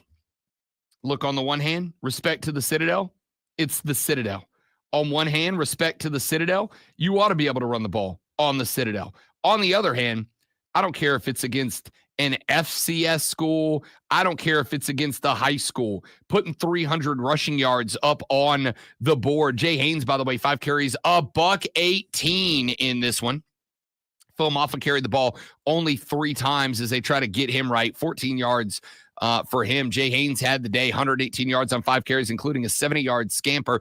You had 1, 2, 3, 4, 5, 6, 7, 8, 9, 10 different Tigers get at least 1 carry in this one. And it doesn't shock me. These games, South Carolina, Wofford, Clemson, and the Citadel, these are tune-up games, right? These are games for you to go out, run the stuff you plan on bringing into rivalry weekend. These are games that you go out and you execute your game plan for next week. You execute your game plan for your conference championship game. If you happen to make one, Clemson, you execute your plan for the playoffs. If you find a way to sneak yourselves in there, whether you are Clemson or South Carolina. All this tells me is that the Gamecocks better be able and better be prepared to fight the run game against Clemson coming up on Saturday. You better be able to win the line of scrimmage. This tells me that Clemson feels, despite the injuries, and we will talk to John Blau with the Post and Courier coming up in a little less than an hour from right now and see if he feels the same way. What this tells me is that Clemson likely believes that they can beat South Carolina at the line of scrimmage. They believe that they can beat your defensive line. They believe that they want to, and I assume this is part of it, keep the defensive ends for South Carolina, 2 of the best in the country. Keep them out of the fold. How do you keep them out of the fold? You keep the run game in the middle of the football field. You keep the run game between the tackles so that they are not involved there. You try not to get to a spot where you have to rely on the run. On the pass. You try to get to a spot where Cade Klubnik is not getting harassed by the 2 fellas on the outside of that defensive line. The Clemson Tigers will probably have a season-high rushing attempts coming up this weekend against South Carolina. Look, you play your strength to their weakness. That is football 101. There are 2 football rules when it comes to orchestrating an offense. And I don't care what level you are at. I don't care if you are coaching Pee-wee. I don't care if you are coaching middle school. I don't care if you are coaching high school, college, or professional football. There are 2 rules that you follow when you run an offense. Rule number 1, play your strength to their weakness. Rule number 2, put the ball where they got less dudes than you got dudes. Those are the rules, right? When you see people talking about scheming up an offense, when you see people talking about diagramming an offense, orchestrating an offense, please know what is really being said here is, how do we create situations where we got more dudes in one area of the field than they got dudes in one area of the field? That is ultimately what the goal of an offensive coordinator is. I want to run plays that create numbers mismatches. There are spots where you don't have to, because you are going to try to keep them honest. There are spots that you don't have to, because you are going to try to keep them honest by taking advantage of a spot where you think your dude just beats their dude, right? When you got a guy out there like a Justin Jefferson, when you got a dude out there like a Cole Kmet, when you got a dude out there like a Phil Moffa, when you got a dude out there like a Jake Brittingstool, those are the types of cats that you can go, all right, every now and then we're not going to send more dudes. We're going to send the same amount of dudes because we think our dudes can beat their dudes. And if our dudes can beat their dudes, we're going to take advantage of having better dudes. But when you are not trying to get it to one of those elite athletes, when you are not going to take advantage of what you believe is a mismatch, the goal of scheming an offense is to get more dudes where they got less dudes. And once you've got that, you also want to match strengths and weaknesses. The strength of Clemson is Phil Maffa. The strength of Clemson, we'll find out if this continues, is Jay Haynes. The strength of Clemson is not in the pass game. I'm sorry, with all due respect to Bryant Wesco. 75 yards this weekend, Antonio Williams, 72, coming off a big game he had last week as well. The strength of the Clemson offense is not throwing the ball. And even if it was, one of the strengths of the South Carolina defense are the defensive backs. Lulu Kessen's been joining us the last couple of weeks, and she has had nothing to say but good things about the defensive backs for the South Carolina Gamecocks. And it makes sense that she has had nothing but good things to say about the South Carolina defensive backs. But that is a strength. That is a strength. What is the other strength for South Carolina? The edge rush. The edge rush, Kennard and Stewart, that is a strength for the Gamecocks. So if I am Clemson and I am playing strength versus weakness, and I am trying to create a world where I've got more dudes in a spot than they got dudes, and I'm trying to make sure that I got my best dudes against their weakest dudes, what's that game plan work out to look like? It works out to look like run the rock, run it between the tackles, try to get it right up the gaps, A gap, B gap runs, try to take their defensive ends out of the mix, try to create a world in which their DBs cannot thrive, try to create a world where I'm not leaning on Cade Klubnik. And if I can do that, I feel a little bit better. I think that is why Clemson likely ran the ball 28 times to just a total of 18 passes this weekend, right? And I think you'll likely see that against South Carolina as well. On the other side of the break, we will talk a little bit about the Gamecocks strategy.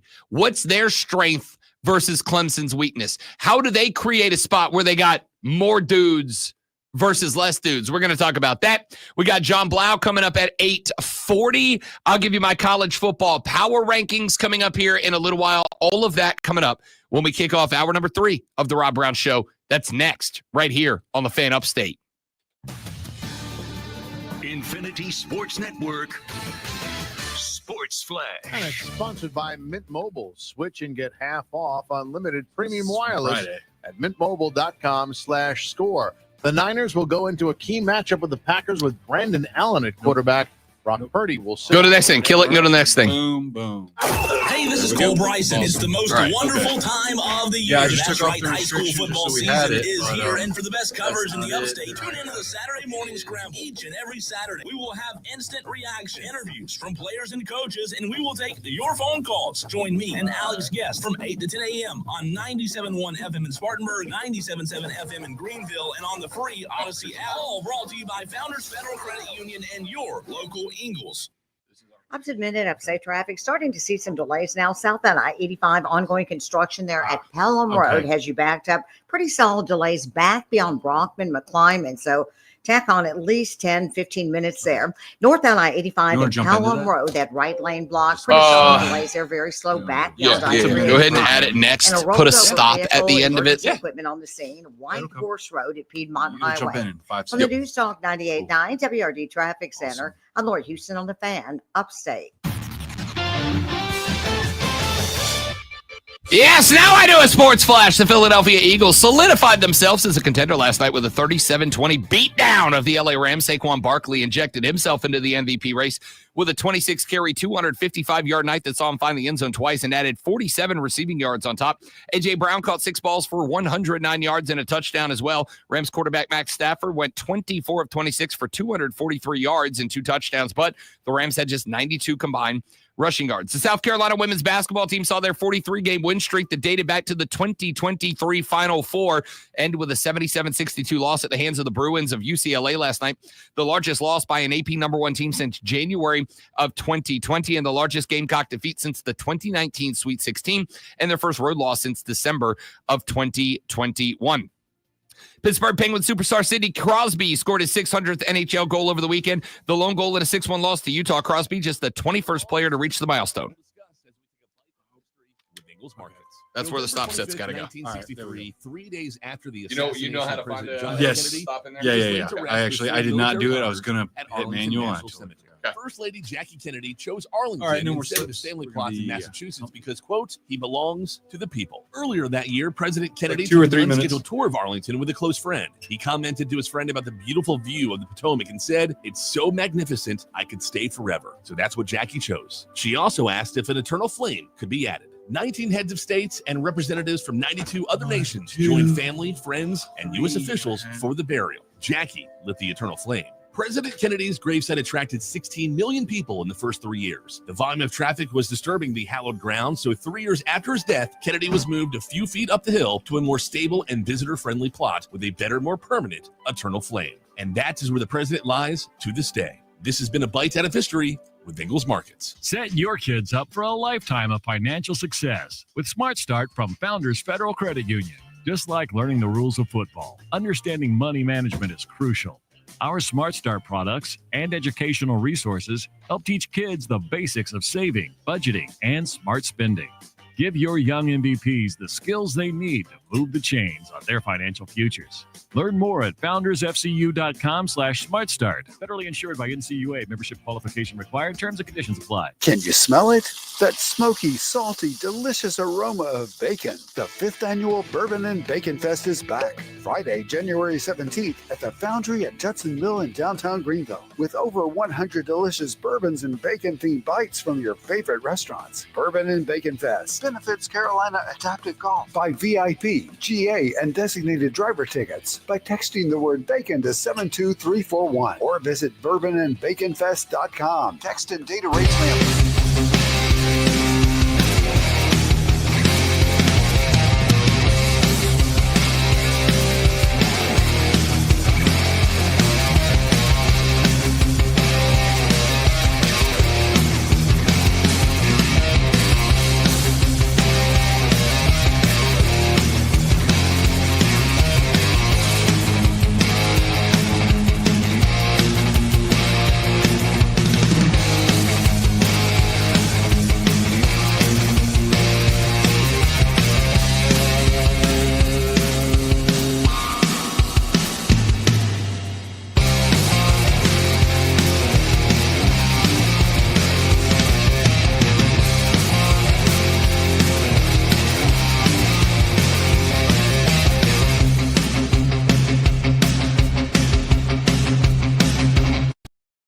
Means they're back.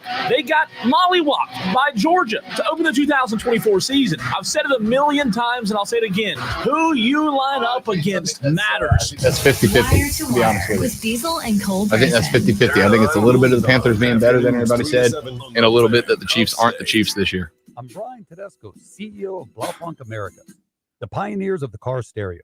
Today, we're not just about sound systems. We are revolutionizing the e-bike scene with Blue Dot Bike. Thanks to AmericanEagle.com, our online presence now features a dynamic e-commerce website that showcases the quality and affordability of our foldable e-bikes. And our collegiate e-bikes, just perfect for the college fanatic. These e-bikes offer a new way to experience freedom on 2 wheels, no matter your age. When we needed a top-notch website to match our cutting-edge e-bikes, we turned to AmericanEagle.com. They made the impossible seem easy, tackling digital challenges like pros. Check out the Blue Dot Bike website to see AmericanEagle.com's amazing work in action. Need the best in website and digital marketing solutions? AmericanEagle.com is your go-to. They've been a game changer for us, and they can be for you too. Visit AmericanEagle.com or call 877-WEB-NOW1. That's 877-WEB-NOW1. Upstate. WYRD Greenville. WORD Spartanburg. WFPC HD3 Greenville. The official sports voice of you, the Upstate Fan. An Odyssey Sports Station. Man, check this out. You're on official Rob Brown lockdown. Represents being real. Yeah. Real, unfiltered sports talk. Manufactured locally for the Carolinas. Lockdown. This is the Rob Brown Show. Get robbed. Only on The Fan Upstate.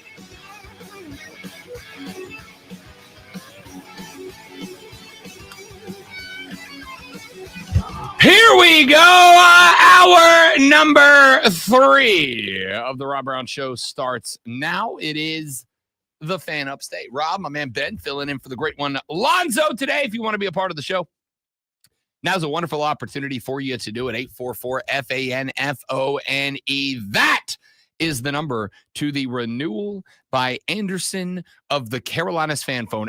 844-FANFONE. That's 844-326 3663. If you'd like to get at us in that direction, you are certainly welcome to do so.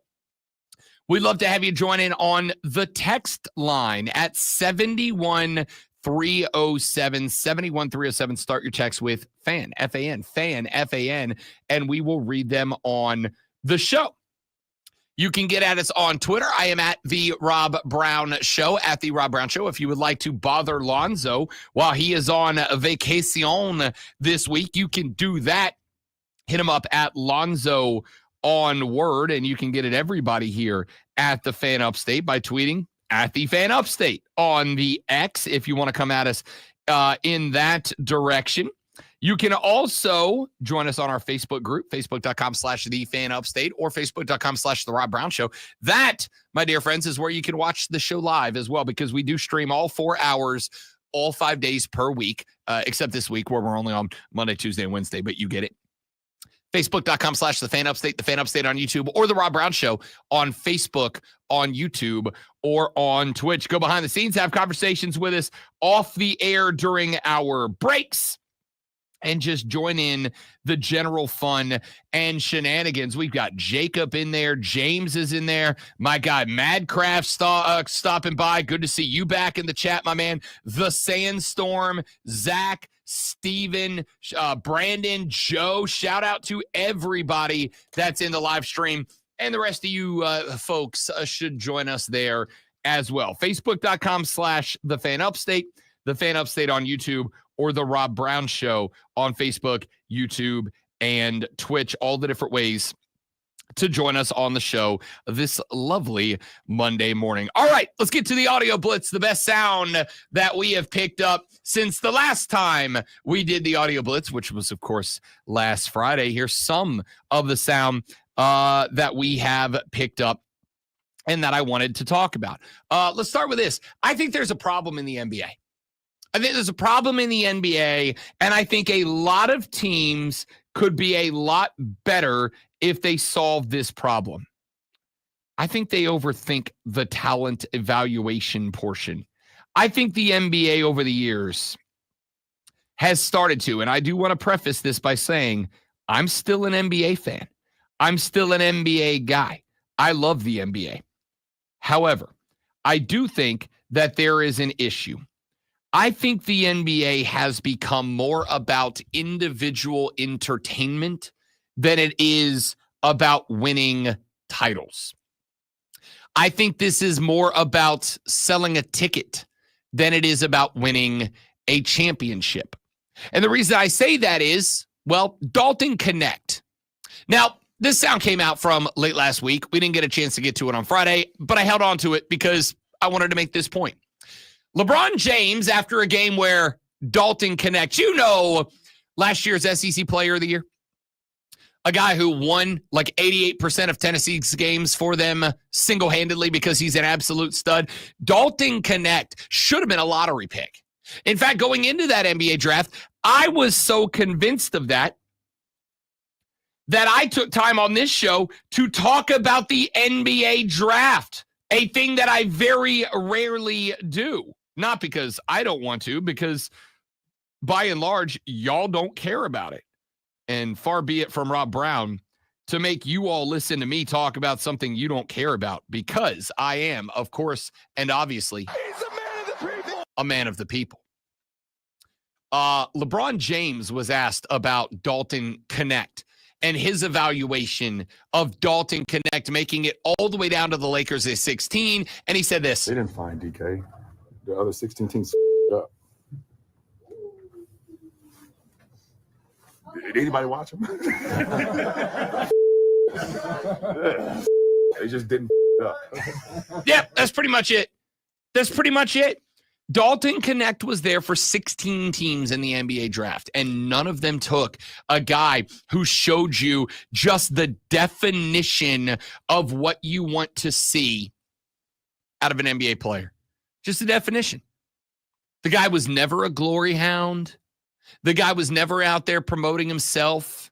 The guy was never out there with that me first mentality that a lot of basketball players have nowadays. You never heard Dalton Connect talking about how he was going to go get a 24-piece any given night. Dalton Connect was the dude that put his head down and did whatever the Volunteers needed him to do.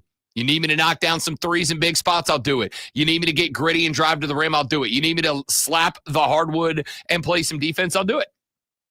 You overthought it. Teams draft, in my opinion, in the NBA. Teams draft on potential way more than they draft on achievement. And there's nothing wrong with drafting on potential later in the draft. This is something I think that the NFL teams absolutely do better. They look and say, what have you done and who have you done it against and how much room for growth is there? NBA teams say, how much room for growth is there and what have you done? I think they got to flip that around, because if they do, they'll find more Dalton Connects. Dabo Swinney was on CBS Sports Radio after the win. Just trying to, continue to be the consistent program that we've been for a long time. We got a chance to get a ninth win today for the 14th year in a row and become only the fourth team in the history of football to do that ever. So we just try to stay consistent, control what we control, and let you guys sit around and talk about all that. But I appreciate you, Danny. I appreciate you fighting for the ACC. And hey, all I know is we've been in 4 national championships. We've won 2 of them. We've got the second most playoff wins. We've won 8 league titles in the last 12 years. We've scheduled tough, and all you can do is play the schedule that you have. It is what it is, but we basically have an SEC Big Ten Invitational. That's really what we got in college football. So you just got to focus on what you got. Where have you guys heard the SEC Big Ten Invitational line before? Where have I heard the SEC? Oh, that's right. I've been saying it for a year and a half now. That's right. Me. Now, I'm not saying Dabo Swinney listens to the show every morning. I'm not saying that he's streaming live at thefanupstate.com every morning from 6 to 10 a.m. I'm not saying that he's listening on the Odyssey app from 6 to 10 a.m. every weekday while he sits at the office and game plans for the next week. I'm not saying Dabo's listening right now. But I've been calling it the SEC Big Ten Invitational, literally word for word, for like a year and a half, since the creation and implementation of the 12-team playoff. I have been calling it the SEC Big Ten Invitational. So I'm glad to hear somebody else in a position of power do just that. Look, I will say this. You may not like him, but nothing he said was wrong, right? Clemson has utilized their out-of-conference games to regularly schedule at least one respectable opponent from elsewhere. They did it with Georgia this year. Got their asses kicked. But they did it with Georgia this year, and he deserves commendation. But look, I appreciate the push. I appreciate the gag, calling it the Big Ten SEC Invitational, because that's what it is. I appreciate him campaigning for the boys. I appreciate him trying to argue his way into the college football playoff. I think that is his job, of course. I think it is his job to be Clemson's loudest and most visible advocate. Let's keep it a buck. Don't lose to Louisville. We're not having this conversation today, right? If Clemson is coming into this game this week as a one-loss football team, we're not having this conversation. Now, again, I don't think it matters. I think a 2-loss Clemson Tiger football team, even if they don't win the ACC, which, again, doesn't look like they are going to, I think that if they end the year as a 10-2 football team, regardless of what happens in the Atlantic Coast Conference, I think one of the at-large bids is absolutely going to the Clemson Tigers.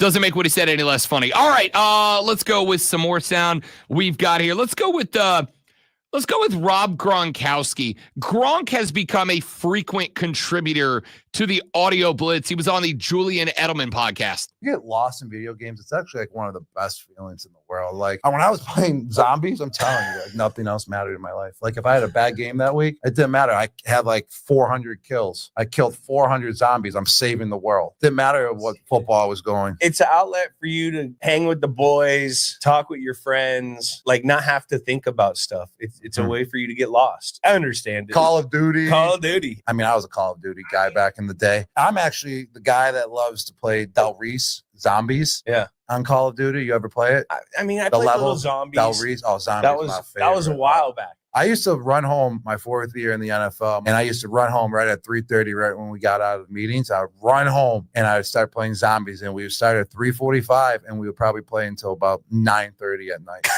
I was like that with like when Fortnite first came out. I mean, we all like the game, and it's a good outlet for an athlete because it keeps you out of trouble.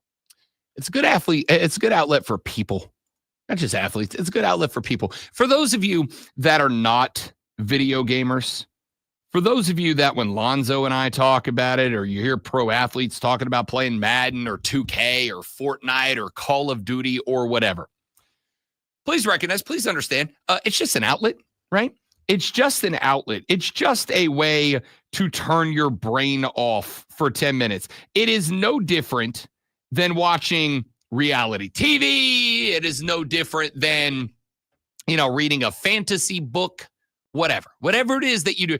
And I am a big advocate of turning your brain off. I am a big advocate of turning your brain off every now and then. Now, like anything else, it can become a problem if not done in moderation, right? It can become a problem if it gets to the point where you are living your life just to get the next fix of Halo, for sure. But Gronk's my dog. My man Gronk. If I had a crap game, it doesn't matter because I had like 400 kills in Zombies this weekend. I'm here for it. Steve Smith joined the Edelman pod as well, was talking a little bit about, reflecting a little bit on his career as a professional talker. And he said this. You have some straight poems with how you talk fools. Some of it, just like some of them, I'm kind of embarrassed that I said that. I was like, dang, that was bad. What's the most embarrassing? I remember Stewie was telling me one time he had played with one of the DBs that were out there. And so the DB had did something, and I just held him down. I held him down until the referee came and grabbed him. And Stewie said, man, why'd you do that, Steve? What did he do? And bro, just like, I was just like, he was born.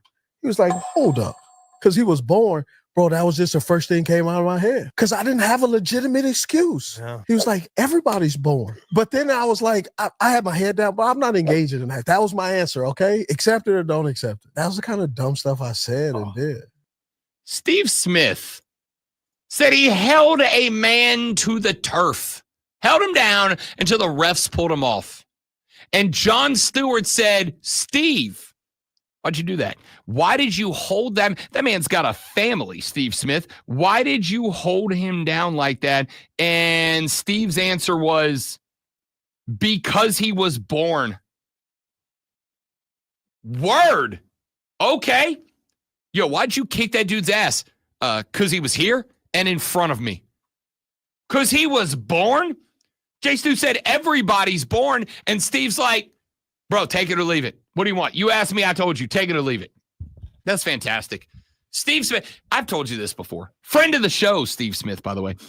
Friend of the show, Steve Smith, was a dude that growing up as a New Orleans Saints fan, I could not stand this guy. And I told him, for the record, when we had Steve Smith on, we did Panthers camp down at Clemson this year. They had fan day down at Memorial. And Diesel and I got the opportunity to have Steve Smith on the show. And I had talked about this going into this into fan camp when I knew we had Steve Smith booked. And Lonzo was like, yo, you ain't a dude if you don't tell Steve Smith to his face you didn't like him. I was like, all right, I will. I don't care. So I told Steve Smith, hey, as a Saints fan growing up, I couldn't stand you, bro. But the reason I couldn't stand you was because you were an absolute master at talking, an absolute wizard at busting out there on the field. How did you come up with that stuff? Steve was like, I don't know, dude. I just did it. All right, I got 2 Mike McDaniel clips for you. I don't know about you. I find Mike McDaniel to be perhaps the funniest dude in the football landscape right now. I'm going to take you back 2 weeks when the Dolphins were taking on the Las Vegas Raiders. It is 3rd down. The Dolphins have an opportunity to pick up a first. They just need 2 first down to win the game. Mike McDaniel runs down the sideline screaming, I'm going to change the play. Being very demonstrative. And then he gets up to his quarterback, Tua Tagovailoa, and tells him, I'm not going to change the play. I want to see if I can get them to jump. And then they call the snap. And Max Crosby, defensive end for the Las Vegas Raiders. If you've never seen Max Crosby, he's a terrifying human being. He's like 9'14", 3,000 pounds of nothing but steel and brick wall, covered in tats. He is the definition in the NFL of dude that I do not want to come across in a dark alley. And Mike McDaniel lets him have it. Pretending like I'm going to change this call. Hey, I'm going to change this call. I'm not going to change the call. Max Crosby. Neutral zone infraction. Defense, number 98. Hey, we didn't have a play called, Max. We didn't have a play called, Max. We didn't have a play called. LOL. LOL. Hey, we didn't have a play called, Max. This man, who, if you've ever seen Mike McDaniel, you'd assume that his job is not professional head coach at the National Football League level. You would assume his job is like clerk at a comic book store. Like he's the guy behind the counter at the last Blockbuster. You'd assume that his job is professional hipster. He coaches in joggers and hoodies and expensive sunglasses with an unkempt curly haircut. The dude is just a nerd. This man stood on the sideline, stared down perhaps the baddest dude in the National Football League, and just openly ran his mouth at Max Crosby. He said, we didn't even have a play called. Max, we didn't even have a play called. We were trying to draw you offsides, and it worked, Max. And then he said out loud, LOL. Not laugh out loud, not laughed out loud, not ha ha ha ha ha. He literally looked that grown-ass terrifying man in the face and said, LOL. All right, last one. Ben, I'm going to bring you in on this. I want you to listen to this clip. And at the end of this clip from Mike McDaniel, I'm going to ask you a question. Mike McDaniel was talking about the quarterback that it was across the way this weekend. He had ownership of the game, even a little bit more than what had shown on tape. He made some plays in similar fashions that he'd made on tape. I think when you're able to be a pocket passer, but then extend plays and make teams pay when you're in man coverage or 2-man, it's a problem. And as he'll continue to make plays as he gets better and better in the pocket. It's a guy that honestly, I'm not really rooting for his development being in the division, but I can appreciate the player, and they have a very good player to work with at that position. So we'll continue to have to be on our stuff. Okay. He's talking about Mac Jones, or excuse me, not Mac Jones. He's in Jacksonville. He's talking about Drake May, the new quarterback of the New England Patriots. Here's my question, Ben. You think he's high? I think he's high. I think he's high. Because as he's given this, he's got his he wears, as the cool kids do, sunglasses. And he's like staring down at the mic, and you can see his brain just trying to connect words together.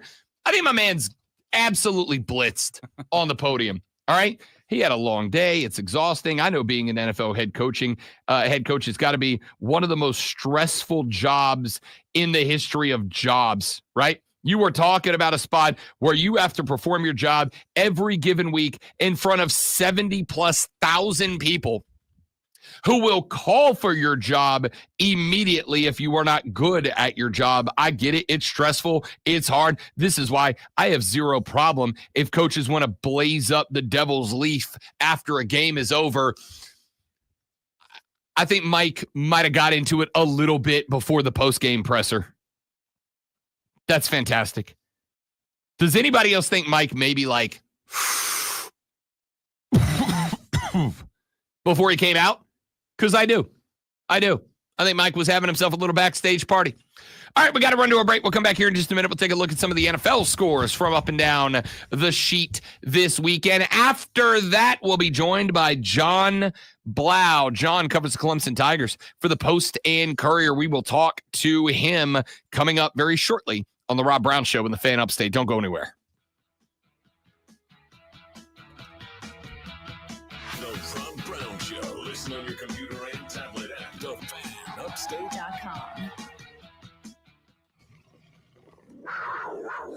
No victory for the Panthers on Sunday, but they take the two-time defending Super Bowl champs down to the final play of the game before falling 30-27.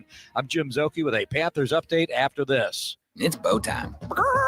It's not just football season. It's tailgate season, and that includes every kind of football, whether it's got goalkeepers or goalposts. The kick is good! Because it doesn't matter where or how you tailgate. When you've got crispy chicken and fluffy buttermilk biscuits from Bojangles, your tailgate is better than great. It's legendary. Head to Bojangles and order your tailgate box with boldly seasoned chicken, fixins, biscuits, and legendary iced tea today. It's bow time. 27th in the season for yards. Panthers almost beat the two-time defending Super Bowl champions, but the Chiefs escaped 30-27 on this Spencer Schrader 31-yard field goal on the final play. Now the biggest kick of his NFL career, a 31-yarder for the win. Snap, That's hilarious hold, you say the kick that. by I was like, Schrader. It is up. It is good. And Kansas City on a last-second field goal That's funny. tops Carolina. I don't know what he Final typically score, sounds like. Chiefs 30, Panthers 27. Panthers had tied the game with Chuba Hubbard's 1-yard touchdown run and then the 2-point conversion with less than 2 minutes to play. Chuba was held to 58 yards rushing in the game on 16 carries.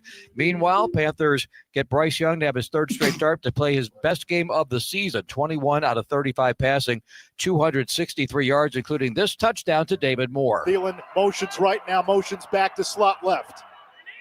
Chiefs crowding the box.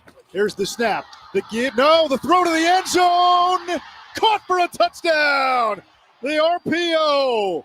It's David Moore. Moore was the top receiver for Carolina, 6 catches for 81 yards. The return of Adam Thielen was good for 3 catches, 57 yards. Meanwhile, the Panthers defense did sack Patrick Mahomes 5 times. He threw for 269 yards and 3 touchdowns. I'm Jim Zoki on the Carolina Panthers Radio Network, brought to you by Morris Jenkins. Hey, this is Cole Bryson. It's the most wonderful time of the year. That's right, high school football season is here. And for the best coverage in the upstate, tune into the Saturday Morning Scramble. Each and every Saturday, we will have instant reaction interviews from players and coaches, and we will take your phone calls. Join me and Alex Guest from 8 to 10 a.m. on 97.1 FM in Spartanburg, 97.7 FM in Greenville, and on the free Odyssey app. All brought to you by Founders Federal Credit Union and your local Eagles. From the News Talk 98.9 WORD Weather Center, here's the Carolinas' most trusted forecast on the Fan Upstate. We'll see sunny skies here for today, high around 71. Then for tonight, slight chance for rain late, cloudy, low 55. Tuesday, slight chance for rain early, becoming sunny, high around 69. I'm meteorologist Jennifer Wojcicki on the Fan Upstate. Currently, it's 44. In an NFL game since 2000. I'm Ryan Horvath here to help you beat the books with BetQL. Get ready for the Harbaugh Bowl tonight on Monday Night Football. The Chargers defense is dominating this season, allowing the fewest points in the NFL. And here's a stat for bettors. Los Angeles has hit the over only 3 times all year. Chargers Ravens under 51 is a BetQL 4-star best bet. I'm Ryan Horvath. Bet smarter and beat the books. Download the BetQL and BetMGM apps today.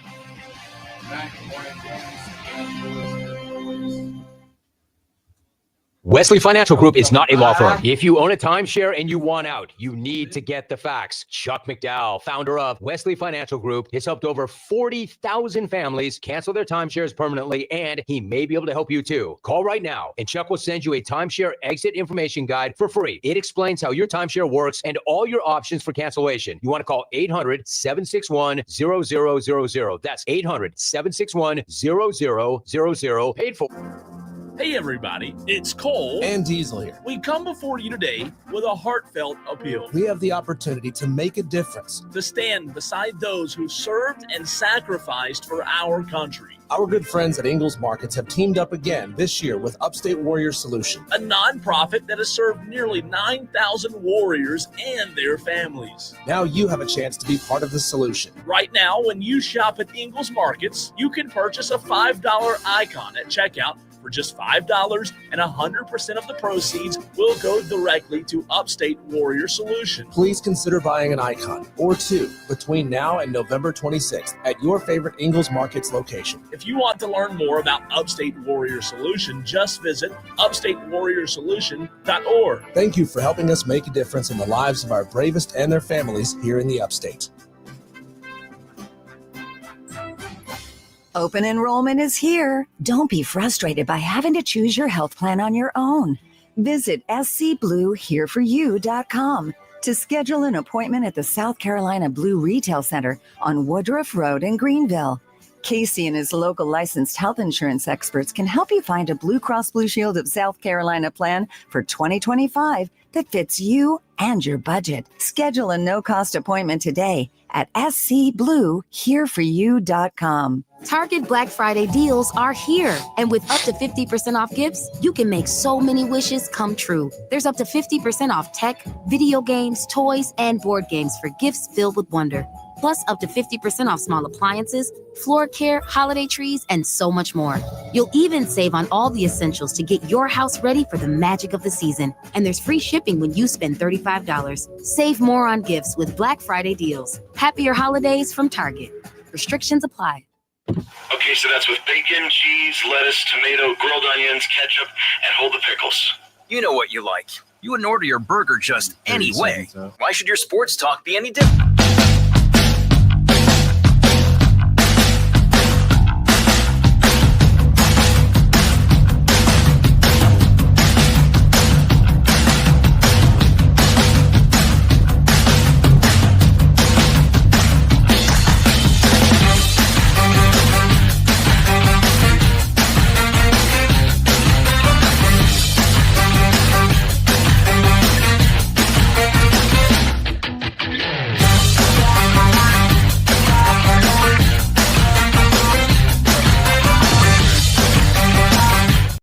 Major appliances, plus an extra 10% off on select major appliances like Whirlpool. Valid 11/6 through 12/4. Selection varies by location. See Lowe's.com for details.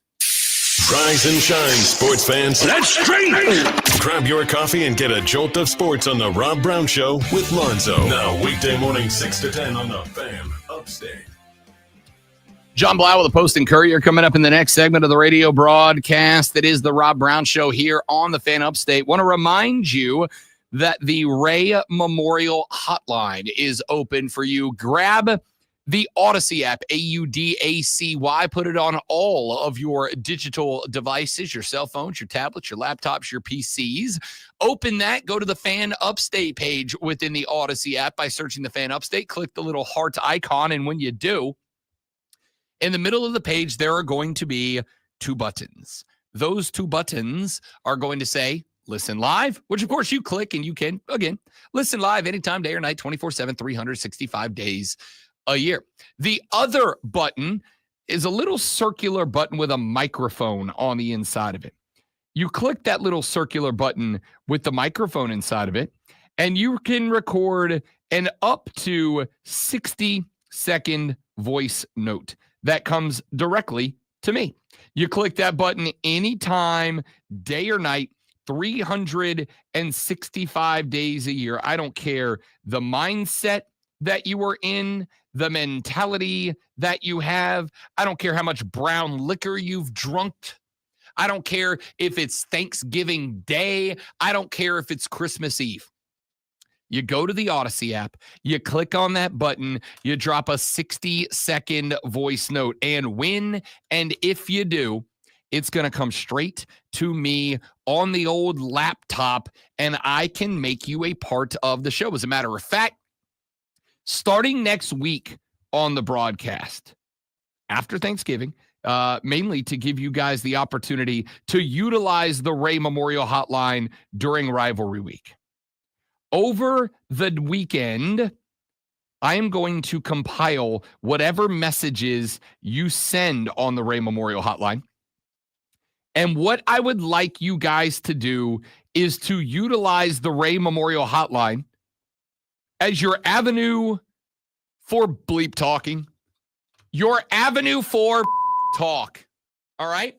I want you to go to the Odyssey app. I want you to go to the Fan Upstate page. I want you to click on that little circular button with the microphone in it. I want you to drop me your best talk lines about your rival, about your opponents in the college football playoffs, if you are fortunate enough to make it, about a team that made it when you did not, about a team that made it, about a team that did not make it when you did. Whatever the case is, I would like to transform the Ray Memorial Hotline. See, I had been using it to ask you guys for your solid takes. I have been asking you guys to utilize, and I feel like now in retrospect, I've been going about this the wrong way. I have been asking you guys for your best sports takes. I have been asking you to hit me with stats and figures and information that perhaps I missed. I have been asking you guys to give me your analysis and your observation in a way that, adds to the show. I don't want that anymore. All right. You can still do that. The Ray Memorial Hotline is open to any and all 60-second voice notes that you would like to leave. But that's not what I want. That's not what I want. What I want from you for the next 5 days as we get set up for the Palmetto Bowl, for the Iron Bowl, for the Sunshine State Showdown, whatever your rivalry game is called. For the next 5 days, the Ray Memorial Hotline is not for great sports takes. The Ray Memorial Hotline is not for guys and gals who want to point out that Team X's rushing yards per game went down 5 yards when they played the other team. It is not for, this head coach has run up an X and Y record against that team or this. I don't want any of that. All right. What I want from you is for the next 5 days, Clemson fans, talk that about the Gamecocks. Gamecock fans, talk that about the Tigers. Auburn fans, talk that about Alabama. Bama fans, talk that about Auburn. X fans, talk that about Y fans. All right? That is what the Ray Memorial Hotline is.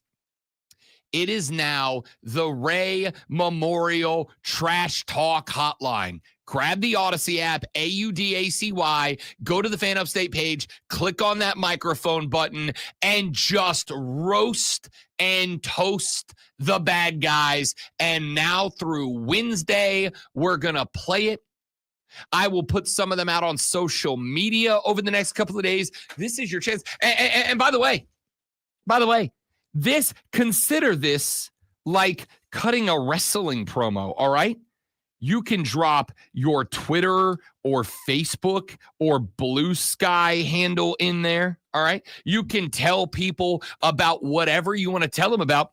And if you're able to do that and make it entertaining, you're going to get yourself promoted on the show. So go in there. Don't say, hey, this is Ray from Greenville. I don't know why I use Ray. It's the Ray Memorial Hotline. Don't say, hey, this is James from Greenville. Go in there and say, what up? I'm at James42069 on Twitter. And here's my hot take on Clemson.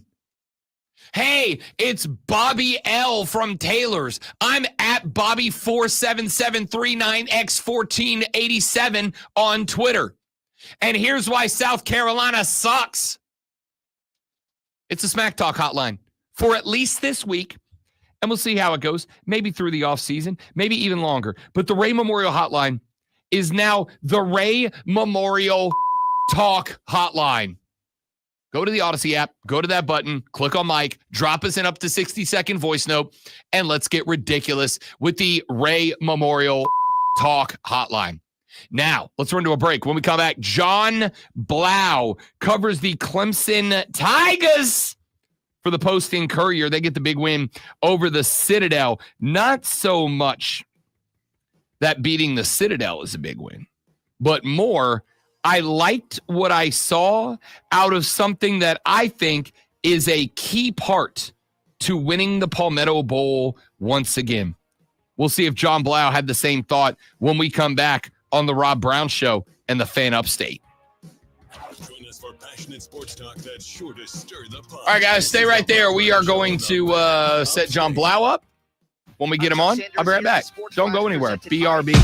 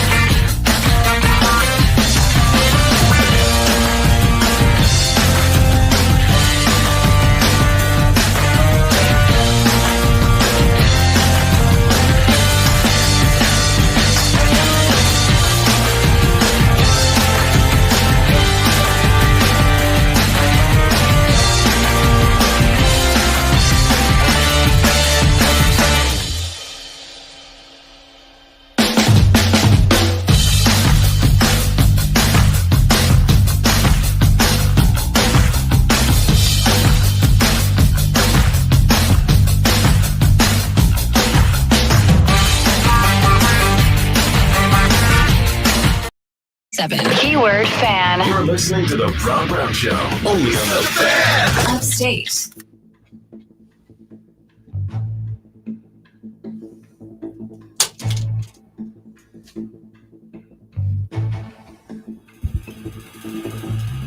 The Rob Brown Show on your radio. It is the Fan Upstate. Welcome back, ladies and gentlemen. Every single Monday. What am I talking about? Thursday. I ain't working Thursday. I'm waking up late on Thursday. I'm getting up and I am hammering some deep fried turkey is the way to go. Deep fried turkey is the way to go. And if you want to get real crispy with it, peanut oil. Deep fried turkey in peanut oil. John Blau of the Post and Courier, the preferred method of preparing the Thanksgiving Day turkey is what? I had ground turkey the other day, actually yesterday, and I have leftovers today. So I don't know. I'm not cooking a whole turkey. I'm just by myself. So. Not going with the whole bird. I respect. I'm going to tell you right now, John, ground turkey burger seasoned correctly, underappreciated way to still have a good burger, but keep those Thanksgiving LBs off. Exactly. I mean, you got to mix up the protein. You're going to have different sources, some fish in there as well. Trying to stay healthy. That's all it is, Rob. I respect that. Here is the big question, though, John, because every radio show in America today asks the same question, which is, what's the best Thanksgiving side? And everybody's got, it's mac and cheese or it's collard greens or whatever it is. I'm going to go with the real question, the important question, John Blau. What's the best Thanksgiving dessert? Everybody hammers down on the meal itself, which is respectable, but you finished the meal. You got that little bit of extra room. What's the go-to Thanksgiving dessert? Pumpkin pie. I mean, for me, 100%. I don't know if cranberry sauce counts as a dessert. I feel like that's one of the sides. I would maybe go there, but I would go with pumpkin pie as far as dessert. See, I appreciate cranberry sauce because it's a little dessert during the meal, which is always welcome. I'm a eat the cake before dinner kind of guy, so I respect it. John Blau from the Post and Courier joins us every Monday at 8:40 to talk Clemson ball. John, 51-14, pretty much what you expected out of a game against the then 5-6 Citadel Bulldogs. I think the only thing that really would have shocked anybody in this one is that Clemson crossed the 300-yard mark on the ground, including 118 and a pair of touchdowns from Jay Haynes, but he did it on just 5 carries. Clemson running the ball 28 times compared to 31 passes, 18 of them completed in this game. Was this just Dabo in the game coming out knowing they had an opponent they were overpowering, or do you think that this was a practice run for rivalry week? Yeah, I mean, I think it's the simple thing to do. I mean, you run the ball against a lesser foe. I mean, the thing that really surprised me is they keep up 288 yards on the ground. But they ended up out rushing them because they got over 300, like you said. But yeah, I just think that's something you do in a game like this. Well, all season they've tried to establish the run. Obviously, Garrett Riley's offense. We talked about the dirt raid a million times. I mean, it's something he likes to do. He likes to be, pretty equal in terms of run pass. And so I wouldn't be surprised if it's something they do next week or this coming weekend against South Carolina. Obviously, the offensive line they hope is healthier and they have that continuity back up front. But yeah, I just think it's an FCS team. You're not going to air it out forever. Obviously, they had success through the air too. And yeah, Jay Haynes pops off a 70-yarder, so it inflates the rushing stats a little bit. I don't know what his yards per carry was. I can't do that math in my head, but it was a lot. And so, that was a positive for him. But at the end of the day, I don't put too much stock into the stats just because it is the Citadel and it is an FCS team. John Blau from the Post and Courier here on the show, and I'm glad you hit, John, the other side of that coin, which is 288 yards rushing, knowing that Rocket Sanders is waiting for you on Saturday and seeing the growth and the development that we have seen out of the Gamecock offensive line, out of Rocket Sanders as the running back behind it. Does that concern you? Does that kind of make South Carolina look a little bit more dangerous this week? Or do you think that this was maybe something else that's unaccounted for? Yeah, absolutely. I know Dabo Sweeney had a pretty good point post-game that this is a triple option offense. They're playing against the Citadel. It's not like they play that every week. You make mistakes versus that because you're not used to defending a triple option. But we've seen plenty of times throughout the season where Clemson has not been great against the run, no matter what the scheme is. I mean, there was a little bit of option that Stanford ran, and Stanford was able to get over 200 yards on Clemson. You saw Louisville able to get around the edge on Clemson, either with an outside run by the running back or a reverse play where they didn't hold the edge well. There's been a lot of just discipline issues for Clemson's defense in terms of holding an edge, in terms of being in the right gap, not misfitting things. And so it is concerning that you give up 288 yards to the Citadel. Obviously Wade Woodaz still wasn't there. You hope you get him back. Maybe that improves things. I don't know. There's an outside shot of maybe DeMonte Capehart, the way he came down the hill on senior day. He looked a little ginger. I wouldn't put a lot of stock into that. But, there are pieces missing. You're playing a weird scheme. You can kind of discount some of that. But yeah, absolutely. You've got Rocket Sanders coming in. You've got Lenora Sellers, who's a great, big, athletic running back who can pick up yards himself too. It's absolutely a South Carolina offense that can hurt you on the ground, and the way that Clemson's defending has been surprising all year, and it's a little suspect. It does make you wonder kind of how they're going to fare there next weekend. I have said for a long time, John Blau, if you are orchestrating, organizing, and conducting an offense, there are two rules that you take into consideration. Rule number one, I want to play my strengths to their weaknesses. Rule number two, I want to draw up a scheme where I have more dudes than they have they dudes in any given space on the football field.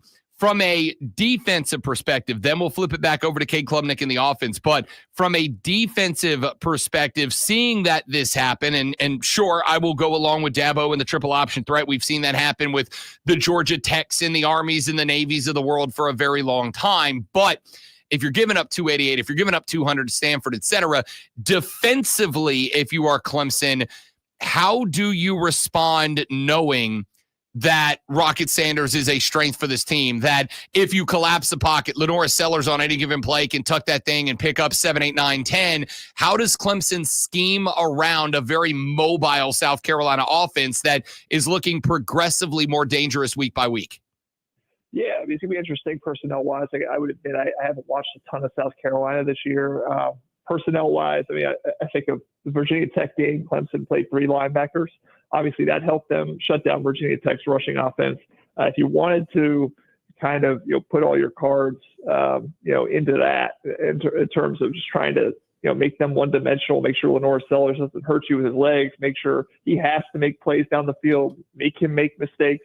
I mean, if they can put as many assets towards stopping South Carolina's run game as possible and force plays down the field, I think that's a possibility. I mean, do you trust this secondary though, which had a couple issues against Pitt in the last road game they had? And so I don't know. I mean, it's kind of catch-22. I mean, you invest one towards one thing, you're leaving yourself exposed the other way. Obviously, Lenora Sellers, again, just a great dual threat on the ground and the air. So it's a tricky question. I mean, but I would, if I was able to invest, in terms of stopping one aspect, I would try to stop the run first, make them beat me over the top, and hope Avion Terrell, Ashton Hampton, Jaden Lucas has had some struggles, maybe even him, are able to lock up those receivers on the outside and kind of force a couple of mistakes that turn the game a little bit for Clemson. John Blau, talk to me about the other side of the field, the offense behind Cade Klubnik. Only threw 16 passes in this one, $198, 3 touchdowns before he gave way to Chris Vezina. Since the Louisville game, it's been a roller coaster year for Cade Klubnik. We were talking about him as a potential dark horse for the Heisman at one point. Then we had the Louisville game. The past game never really clicked. I know he's also been playing not so much this game, but the last couple of weeks without a full complement of healthy wide receivers. Is Clemson a run team against South Carolina, or do you think they will see Garrett Riley try to maintain that roughly 50-50 split in the face of 2 very good defensive ends and a defensive backfield that has proven itself the last couple of weeks to be one of the better ones in the SEC? Yeah, I mean, I think you have to run the ball a substantial amount to slow down those defensive ends. I mean, Kyle Kennard and Dylan Stewart. You can't let them pin their ears back on you. Have lots of third and longs where they're coming straight at you. And again, Clemson hopes to have Tristan Lee back at left tackle, Marcus Tate at left guard, which allows you to move Blake Miller back to right tackle. obviously have Walker Parks at guard again, and that would help. At the same time, they've been sitting on the bench for a couple weeks, and how are they going to look, against some of these edge rushers? So I think you have to run the ball, Phil Maffa. You have to have Kate Klubnik show the threat of I will run as well, and you have to be more disciplined in your rush to kind of slow those guys down, and then you hope that maybe they creep up a little bit and you hit them over the top. Because obviously Clemson's a very different offense when they're able to get explosive plays through the air. When they're not, it can kind of slow down. You have these ruts that they've had throughout the year. So I think they have to go deep every now and again just to be able to force the issue there. But I think you have to run the ball to set that up, because you can't have Dylan Stewart and Kyle Kennard pinning their ears back and coming at you. So I think you do have to run the ball a significant amount. What that mix actually looks like, how they do it. Obviously, I'm not an offensive coordinator. I'll leave that to Garrett Riley. But you definitely have to mix that run in there to kind of slow them down. Was Phil Maffa, who had 3 carries for 14 yards in this one. He's kind of another cat, much like Klubnik. We've seen games where it's like, there's that dude Dabo's been talking about. And then we've had games where things weren't there. And I know it's been a banged up offensive line throughout the course of the year. Is he somebody Clemson fans can count on against I think a good set of defensive ends? I think the interior defensive line for South Carolina is probably the soft spot you attack. So is Phil Maffa the kryptonite for South Carolina this weekend? Yeah, it's possible. Phil Maffa, Dabo's talked about just the number of carries he's had, or he's been asked about it. Says Mo Maffa more better because he feels like this is his year. Obviously, he was a sidekick to Will Shipley for so long. This is his year to kind of carry the load and make these plays. I think Dabo also said heavy is the crown. So they expect him to be big in games like this. This is the most important game of the year by far in terms of how the circumstances have set up. So, they're going to feed him. They're going to expect him to, if those lanes are there, the interior, like you said, they're going to expect him to pick up some big gains and get Clemson moving. So he's definitely going to have the opportunity, whether those lanes are there, whether he's able to pick them up, whether he's able to get free, run for a 70-yarder like Jay Haynes did last weekend. Not sure, but he's definitely going to have the opportunity. John Blau with the Post and Courier joining us here on the Rob Brown Show and the Fan Upstate. All right, Clemson, I honestly, John Blau, believe this team is playing a playoff game effectively. I think you win this game. Clemson's in the playoffs. I think you lose it. They are out of it at this point. Does it have that feel for you? Yeah, because again, I don't know if they're absolutely in if they win. I know people have said that. I think maybe you still need some things to happen in terms of maybe Notre Dame or some of these other SEC schools losing to feel really good about that. We'll have to see on Tuesday what the CFP committee says about where Clemson is. But obviously, if you lose it, it's absolutely over. So you have to win this game. It is the one chance for you to get that resume boosting ranked win that they do not have on their resume right now.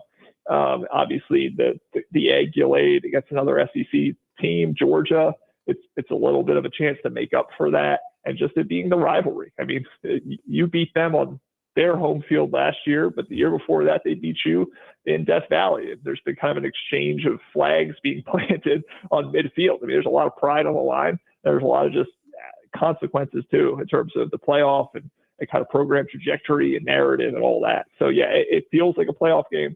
Whether it's winning or in, that will be an interesting question that we'll have to watch. But it is huge in a million different ways. John Blau, last one. As always, 30,000-foot view. The Clemson Tigers win this game if blank.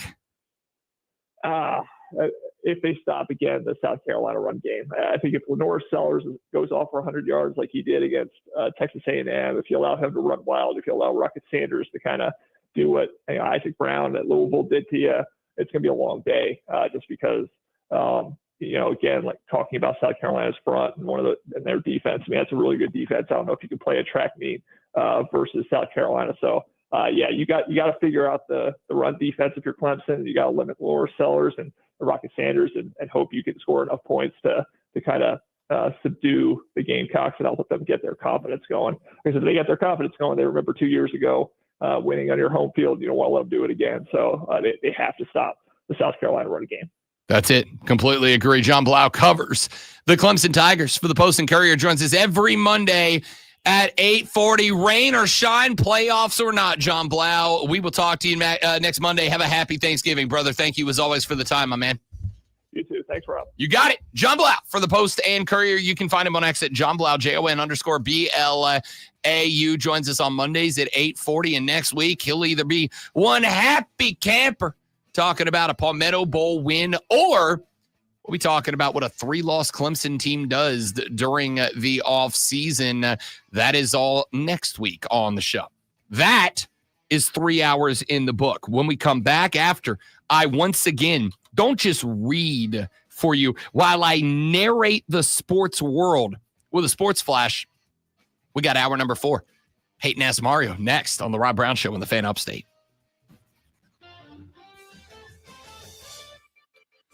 The South Carolina women's basketball team saw their 43-game win streak that dated back to the 2023 Final Four end with a 77-62 loss at the hands of the UCLA Bruins last night, the largest loss by an AP number 1 team since January 2020, and the largest Gamecock defeat since the 2019 Sweet 16. It's also the first road loss since December of 2021. The Bruins held the Gamecocks to just 36.4% shooting from the field and a 21-point halftime lead, USC's first double-digit halftime deficit since December of 21, and first 20-point halftime deficit since March of 2019.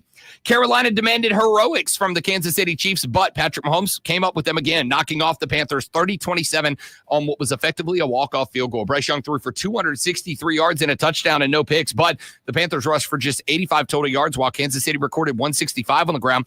Mahomes had 269 yards and 3 touchdowns for Kansas City in the win. Carolina falls to 3-8, while Kansas City improves to 10-1. Back after this on the Rob Brown Show. When it comes to the best sports talk anywhere, let's get this show going, man. Listen to the Fan Upstate on Odyssey, no matter where you are. All right, guys, we'll be right home, at work. Download the free Odyssey app. Thank you.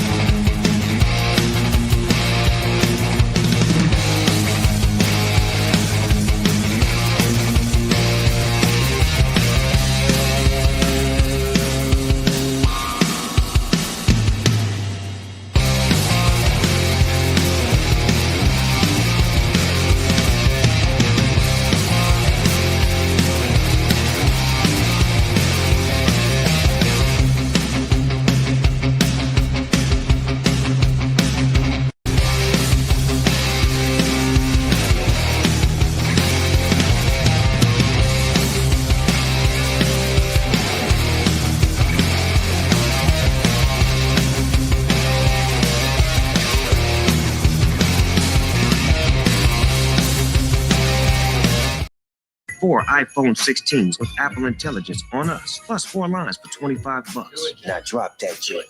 With 24 monthly bill credits, 4 eligible trade-ins, and 4 new lines with autopay. Well qualified customers plus taxes and fees and $35 per line connection charge. Cancel entire account before receiving 24 bill credits and credit stop and balance on required finance agreements due. $829.99 credits end if you pay off device early. See how you can save on wireless and streaming versus the other big guys at T-Mobile.com/switch. Apple Intelligence available now. Upstate. WYRD Greenville. WORD Spartanburg. WFBC HD3 Greenville. The official sports voice of you, the Upstate fan. Upstate. An Odyssey Sports Station. Man, check this out. You're on official Rob Brown lockdown. Represents being real. Yeah. Unfiltered sports talk. Manufactured locally for the Carolinas. Lockdown. This is the Rob Brown Show. Get robbed. Only on The Fan. Upstate.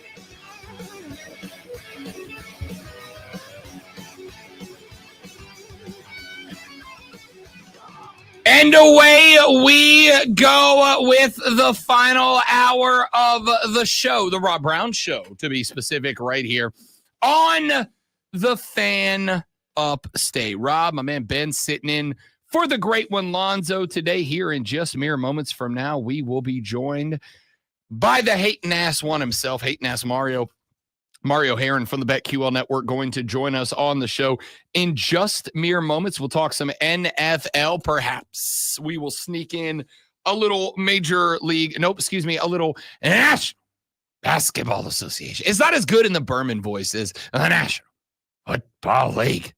We'll get Mario in here in just mere moments from now. In the meantime, got a bunch of other stuff that we are going to run to over the course of the show, still looking up and down the schedule and scores from the college football and NFL weekend. We are going to ask Mario here in just a second.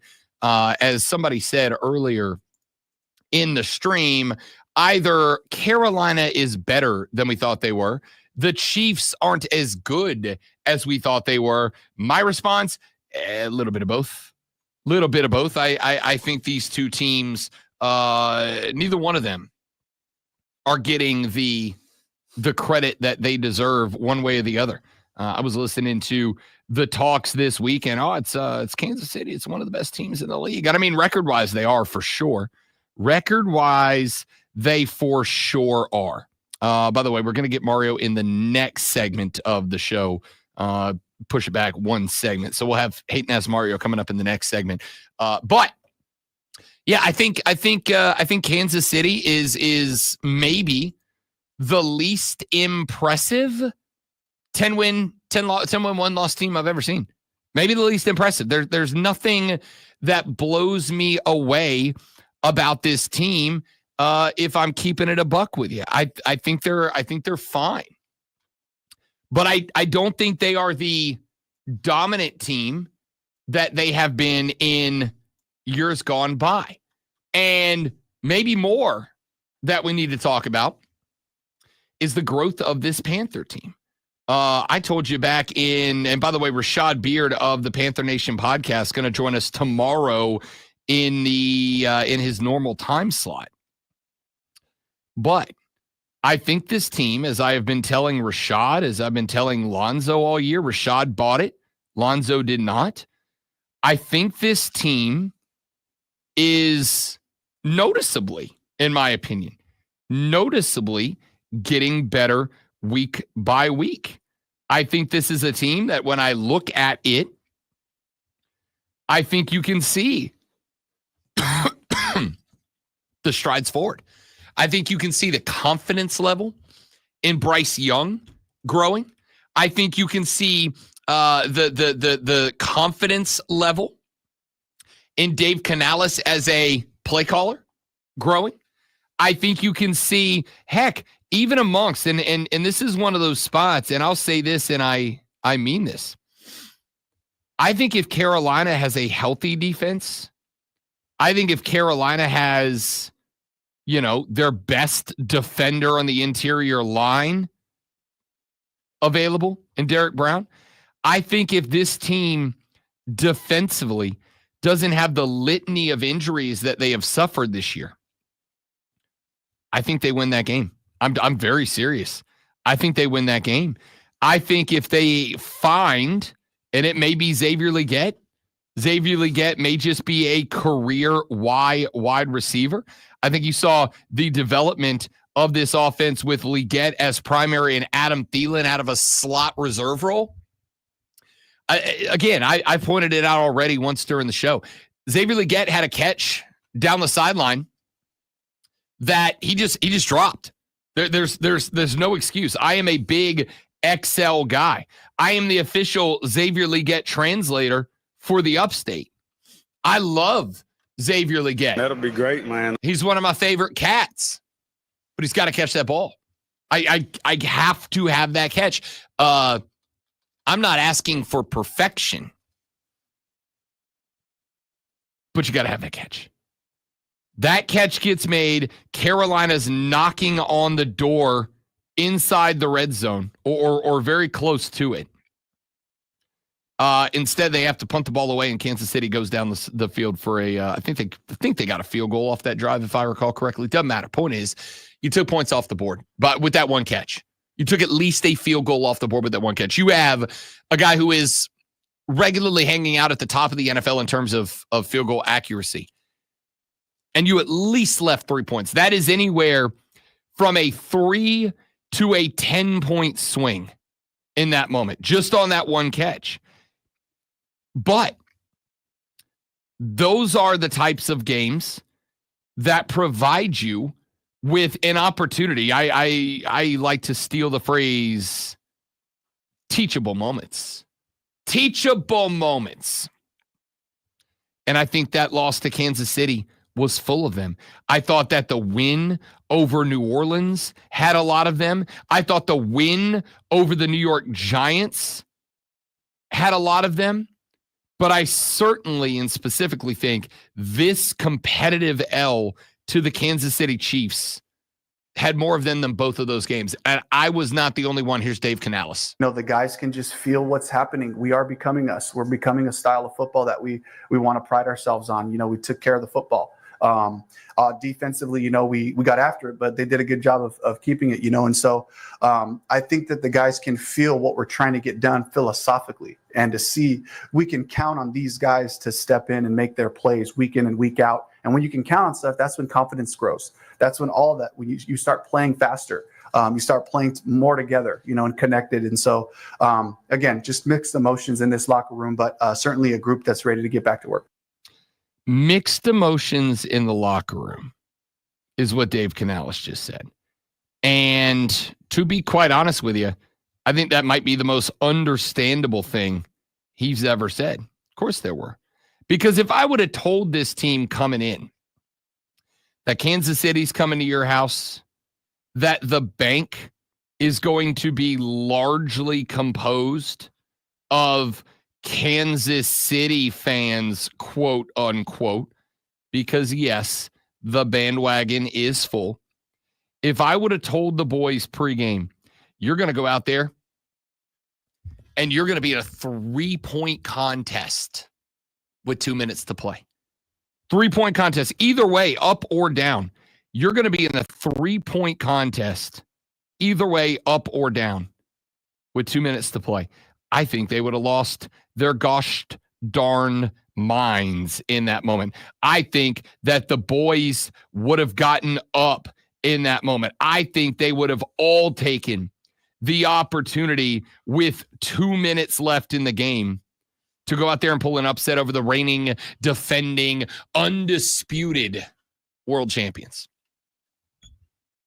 But you got to eat that L sometimes. Sometimes you got to take that punch in the mouth to find out exactly who the hell you are. And I think that's what happened to Carolina. And I think Dave Canales learned it. I think you are seeing week by week a football team that understands its identity. I've said this a couple of times. I don't think a lot of you understand just how bad the Matt Rule era was, right? And again, I don't hold it against Matt Rule, right? That's like it's like being mad at the shark for biting a surfer. Can you be mad at the shark? The shark is doing shark things, right? This is like being mad at those killer whales at SeaWorld when they take down a trainer. Like it's being mad at the killer whale. We call it a killer whale. You jumped into the big old tank with a thing that has killer in the name. You shouldn't be shocked when the killer angle of killer whale comes out. Same thing with Matt Rule. Matt Rule was notably at the time the most notorious college football coaches of all time. I won't say of all time. One of the most notorious college football program coaches of time, at least that time. And so when you bring this guy up, you can't be all that shocked when college football coach does college football things. Like the OOU stuff, the one of us stuff. That's very much a college football thing. And he did college football things with an NFL team. The problem is NFL teams notoriously made up of NFL players, not college football players. So the OOU stuff, you shouldn't be shocked by it, but it does set your program back because not only do guys in the NFL not want to come into that type of environment and be treated as if they are college football players, but on top of that, and I think this is the part that a lot of fans don't think about, these guys aren't just recognizing that the organization had a college football coach who was acting like a dork in the locker room and they don't want to play for that coach. They also look and they go, well, if the ownership allowed this guy to come in here and turn that locker room into a circus, do I really want to play for that owner? And then he went to Frank Reich. And Frank Reich, the legendary quarterback whisperer. Not only is he going to go down, as somebody who covered the team, I feel uniquely qualified to point this out. Not only is Frank Reich going to go down as one of the most boring head coaches in the history of the National Football League. The guy's press conferences were the cure for insomnia. Not only does he go down as one of the most boring head coaches in the history of the National Football League, but on top of that, I don't think there was anything about Frank Reich other than he played there in the 90s. I don't think there was anything about Frank Reich that screamed Carolina Panthers, right? He played there 30 years ago, plus 30 plus years ago. It's not the same team. It's not the same franchise. It's not the same owner. It's not the same anything. Right? And so because of that, I think Frank Reich came in, and Frank Reich had this idea that he was going to take Bryce Young and he was going to turn this team into like a air raid offense. I think Frank Reich thought that he was Andy Reid.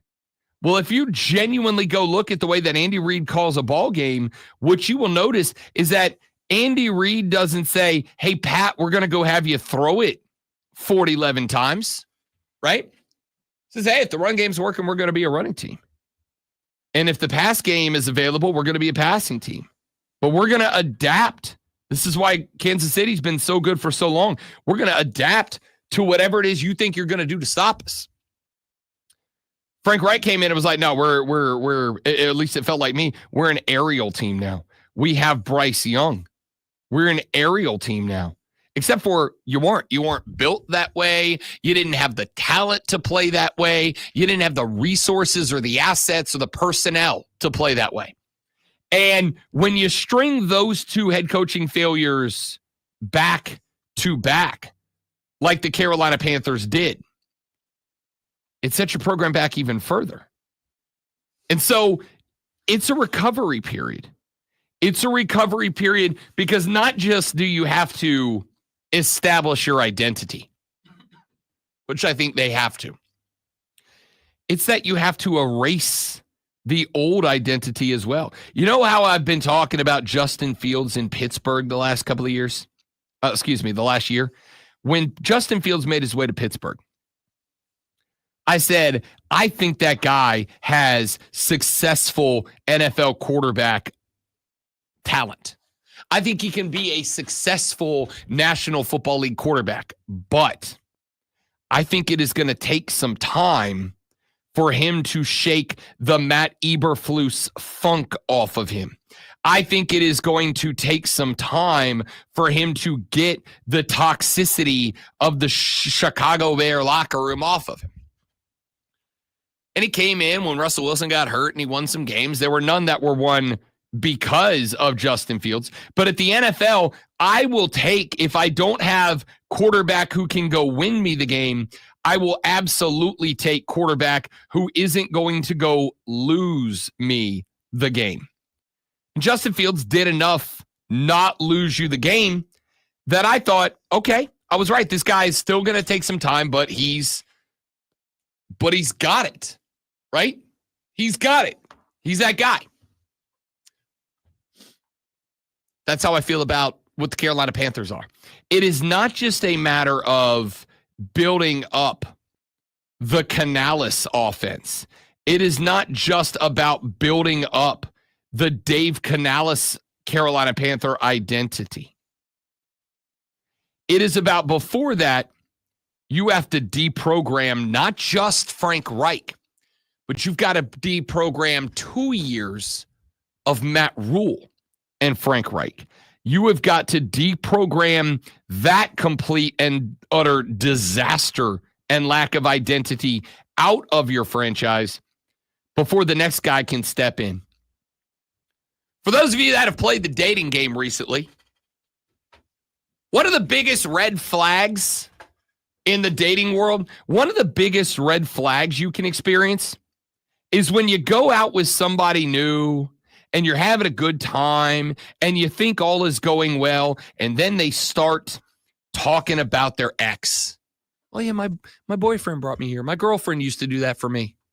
My ex-husband, my ex-wife, they used to blah, blah, blah, blah, blah, blah. That's a red flag. And it's not a red flag because it's bad that they have those memories. They're human beings. Of course they do. It's a red flag because you are immediately being compared to someone else. You are immediately being told what the ex's standards were. You are immediately being told, this is how I like things, and I would like for those things to stay those things.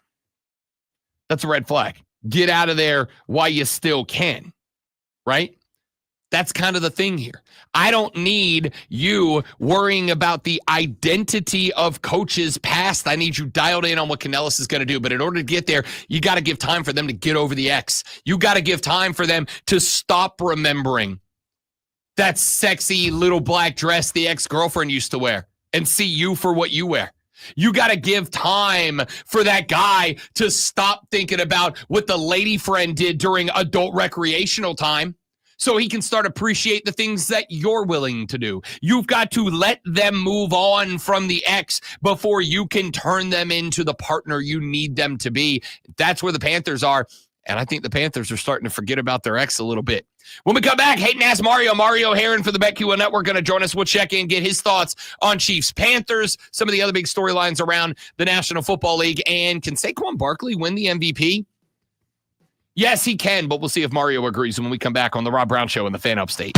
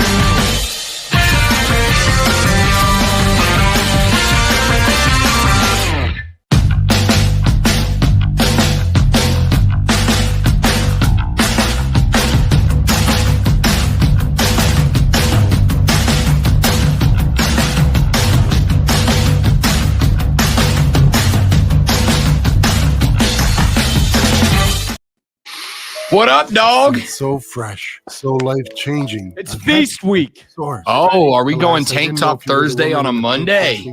Also because I've done zero laundry and I've really done a bad job of that. So That makes a lot more sense. That sounds like much more of a reasonable reason to not have sleeves on right now. Yep, and I have to pack for Thanksgiving and a wedding. So it's then back to Indy. Everyone on your holiday. Yeah, Indy, and then literally I fly back to DC, and then in 48 hours I fly back out to Hilton Head for my best friend's wedding. Nice. Into them and they're on. A lot of travel. See, how far am I from Hilton Head? I don't think we're that far away. Handful of hours. Are perfect for everyone. Moms, dads, grandparents, kids, friends, coworkers, and they're the most comfortable. I've never been. For where? I've heard it's nice. I haven't either. Skechers.com. That's less than 4 hours from here. Oh, let's go. Just outside of Savannah. Want to come see? When are you there this weekend? Nah, next week, Wednesday, because it's bachelor party, and then the bachelor party leads into the wedding. Nice. December 5th till 10 a.m. on Friday, December 6th. Our friends from Booked Greenville speech County yesterday. will be on hand. Don't get your boy too thoroughly trashed at the bachelor party. And K9 patrol units. I've got a stern talking to by the bride's mother. LEO Santa Christmas.com. LEO Santa presented by Rob Inario Law.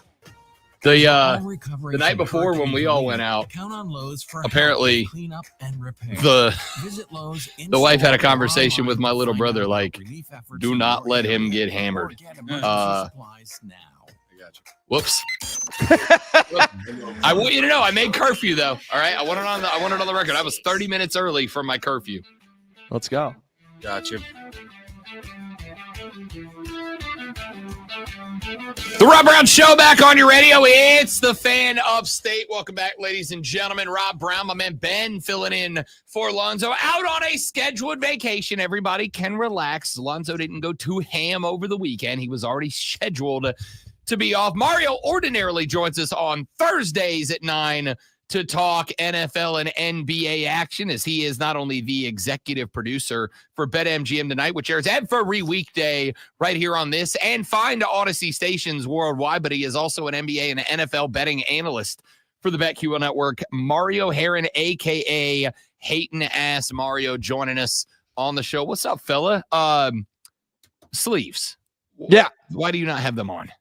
Because it's feast week. And, you know, the leading up to Thanksgiving, it's all about the gains, all right? It's all about, like, getting it in. So in order to get it in, you got to go sleeveless. It's bear weather. Feel the cold, all right? I walk out sleeveless. I just put Vaseline on the arms, and I get it going. That's what you got to do. Okay, Ultimate Warrior. Now tell everybody really why you're wearing a sleeveless tee on the show. Haven't done laundry in about 2 weeks, and then I have to pack for Thanksgiving, and then a bachelor party and a wedding. So a lot of stuff to pack for right now. We're living a on the edge type of life right now. There it is. All right, let's get into it, dude. Mainly because I don't want to sit here and make jokes about your arms for the next 10 minutes. I set a record today. PR, come on now. You set a record for what? Getting up early on a Monday? No, okay, first off, it's always a 6 a.m. wake-up call on Monday, so. Well, we set a little PR in the gym today. Come on now. Okay. Let's go. Okay. Yeah. Get those 10-pound dumbbells up today.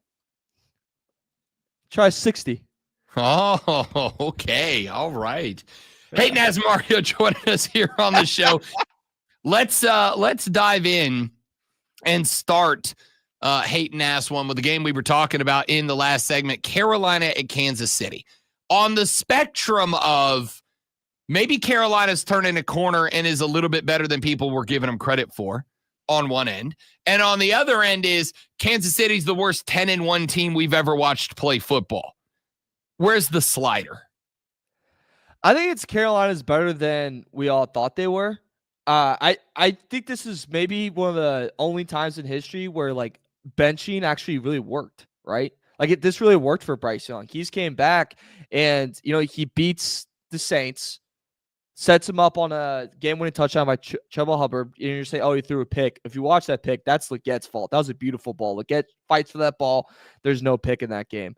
Then against the Giants, he puts on another great show, beats them. I know not a great team, but still, for a guy that probably lost his confidence, pretty big. And then he goes against the reigning, defending, back-to-back Super Bowl champs, and he throws for a 263, 21 for 35, and he even adds a touchdown in there.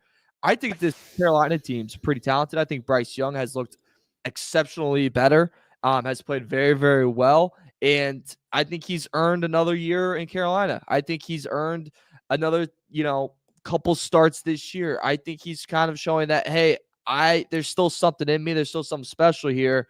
On the flip side of that, if you look at the Chiefs, I saw the stat today, 8 games decided by, field goal, last second touchdown. The other teams that did that was last year's Eagles, and boy, did they just poop the freaking bed in the playoffs.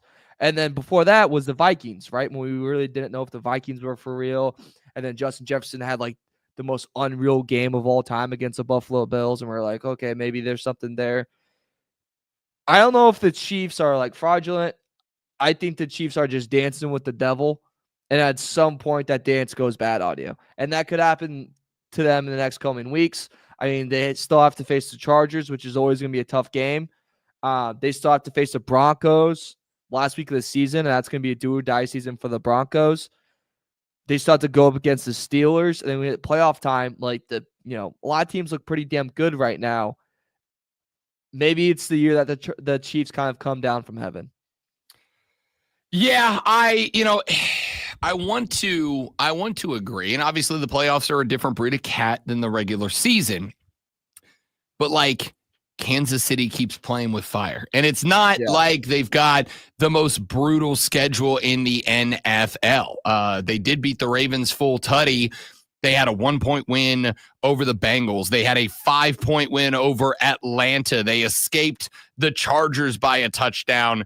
They did beat the Saints by 13. They beat the 49ers by 10. They escaped. Bucs took them to OT. Yep, Bucs took them to OT. They escaped the Raiders by a tutty. They beat the Broncos by 2. They lose to Josh Allen.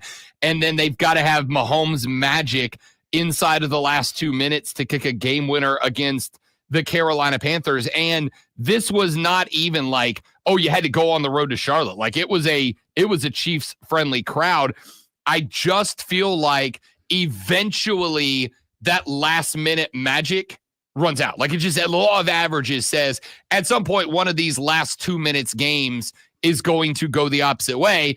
The question is, where in the playoffs does it happen if it happens? I mean, they're obviously winning this division.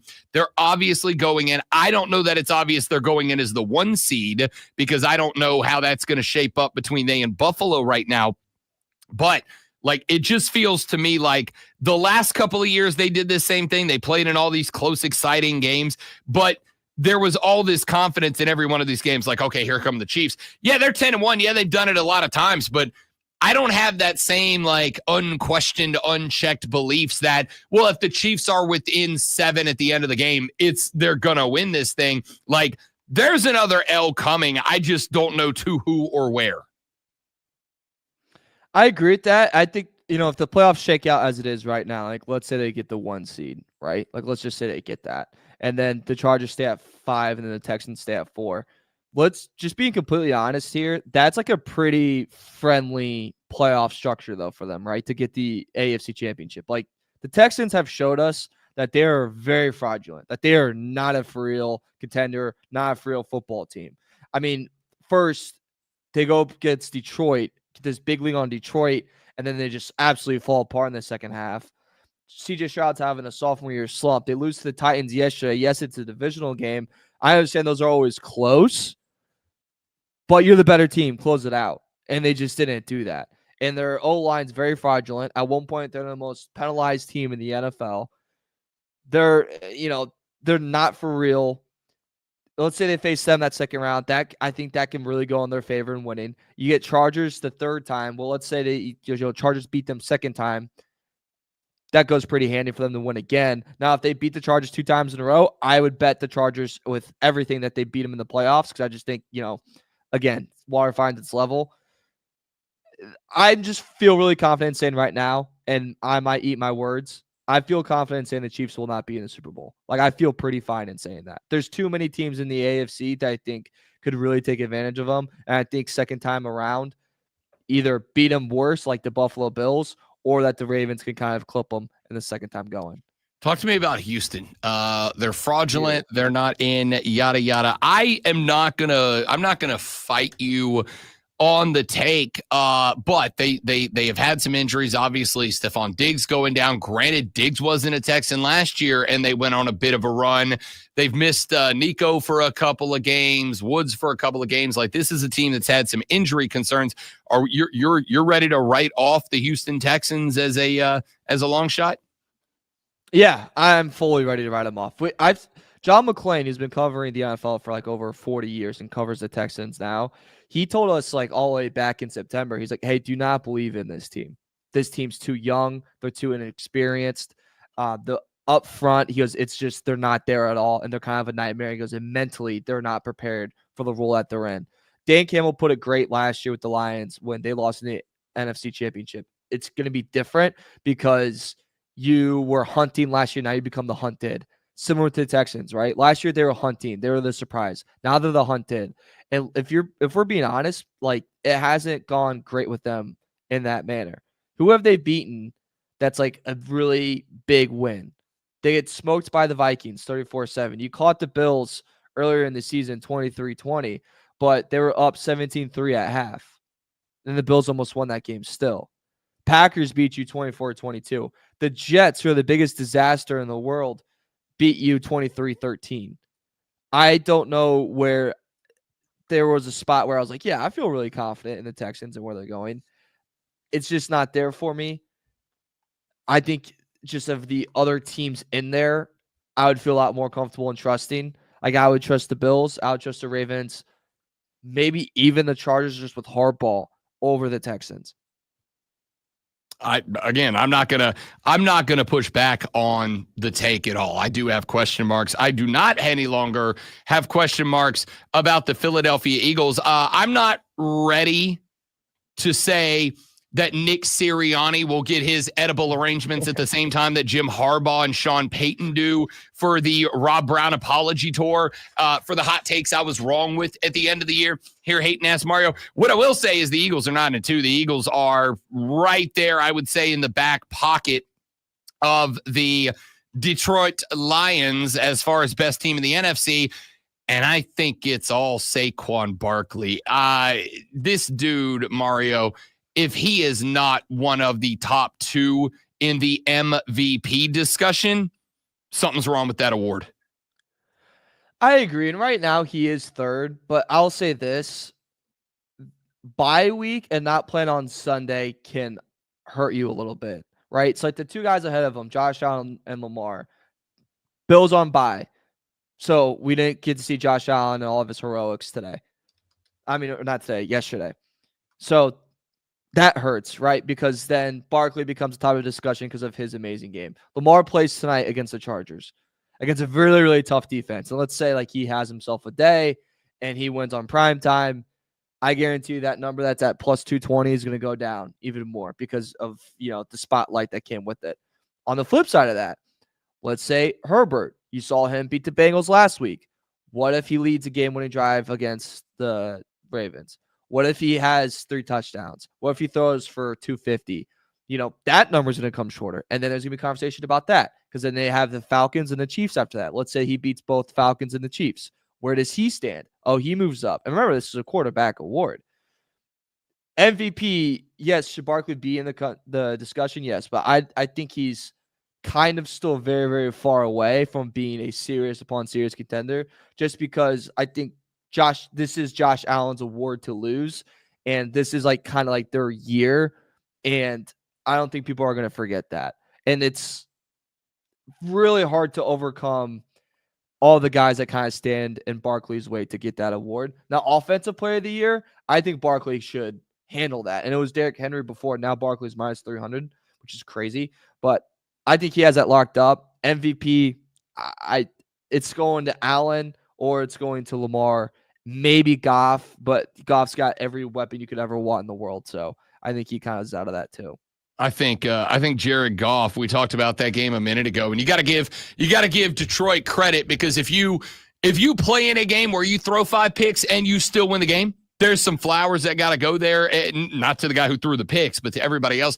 And we're talking about Houston. Like, that was kind of the opposite side of that coin, is if you get 5 interceptions in a game and you lose that game, I got a real problem. But I would also agree with what you said, which is Detroit has built an absolute stable full of dogs on that offense, whereas Josh Allen played the first 6 weeks of the season with no wide receivers, right? Yeah. I love Keon Coleman, and I'm so happy to see this cat developing into a genuinely talented wide receiver.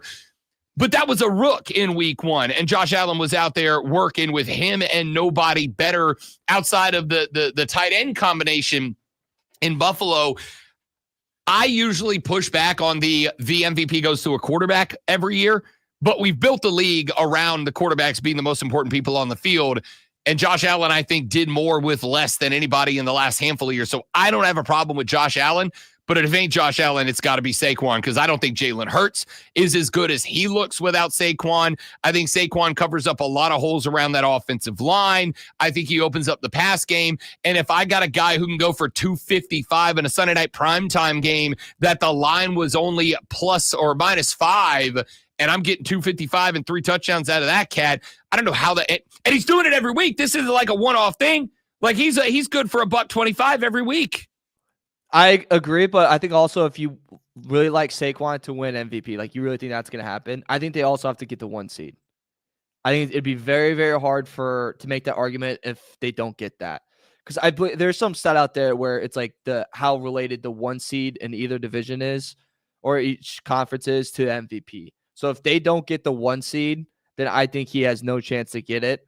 So I would just keep an eye out on that with Barkley and just Eagles as a whole. Plus, like you said, I think if Allen had like Diggs still and like Gabe Davis still, a fully healthy tight end room, then I think Barkley would have more of an argument. But like you said, like the low weapons, the having to do this, not all by himself, but throw a lot of guys open, changes a lot of things. I don't have an issue with that. I think that's a fine argument. I'm not going to push back. Eagles, by the way, on the road at the Ravens, back home for the Panthers, back home for the Steelers, at the Commanders, back home for the Cowboys and the Giants to wrap it up. So let's talk about a couple of teams on that list, and we will start, Mario, with the Pittsburgh Steelers, a team that I think a lot of us jumped on board with. A lot of us were like, oh, okay, this team is for real. And then they go take an L to the Browns. Now, you know how I feel. Dome every stadium. No game should ever be played in the snow. It's the stupidest thing in the NFL. But also, you got to win that game. You're playing in the same snow that Cleveland is. We writing off the Steelers after that, or was that just a hiccup? There's nothing better than a snow game. There's nothing better. Yeah, there is. I mean, every other kind of game. I saw the snow and I got excited, and I cried a happy tear. I go, Why? This is Why? Because it's football. It's played outside. So when it's 72 and Sunday, when it's 72 and sunny, you look and you go, this ain't football. No, I think you play with what Mother Nature gives you. How about that? Okay, well then undome every other stadium. Okay, fine. I'm fine with that. No, I'm not. That's stupid, and I hate it. It's stupid, and I hate it. Have you ever been to a snow game? Have you ever been to a snow game? No, because I am not a moron. No, because they are so fun to go to. They're the most fun ever to go to. I've gone to 3 in Chicago, and I can say it was 10 times better than going to 1 on a sunny 72-degree day. I promise you that. It was a lot of fun. That being said, I think that Steelers-Browns game was just a classic trap divisional rival game where they were just never going to win that. That was a classic Mike Tomlin.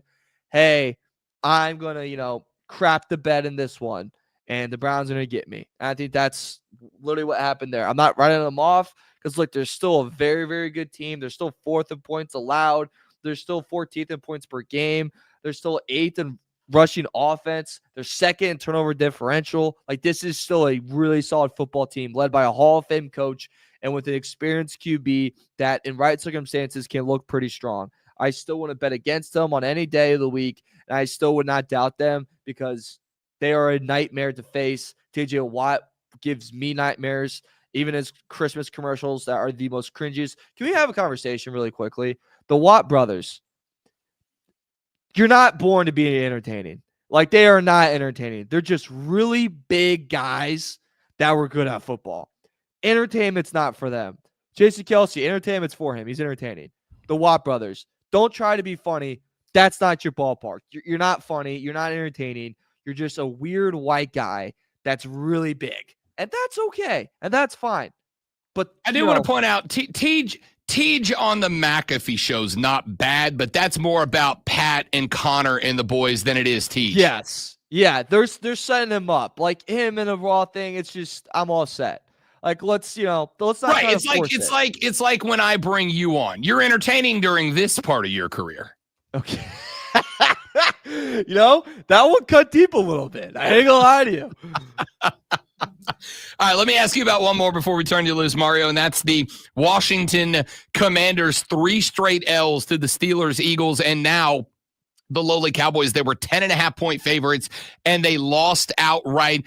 I think Jaden Daniels is banged up. I think that rib injury is worse than the Commanders ever let on because he really didn't uncork anything until that Terry McLaurin touchdown at the end of the game that tied it up. They still should have won that game, but are the Commanders cooked?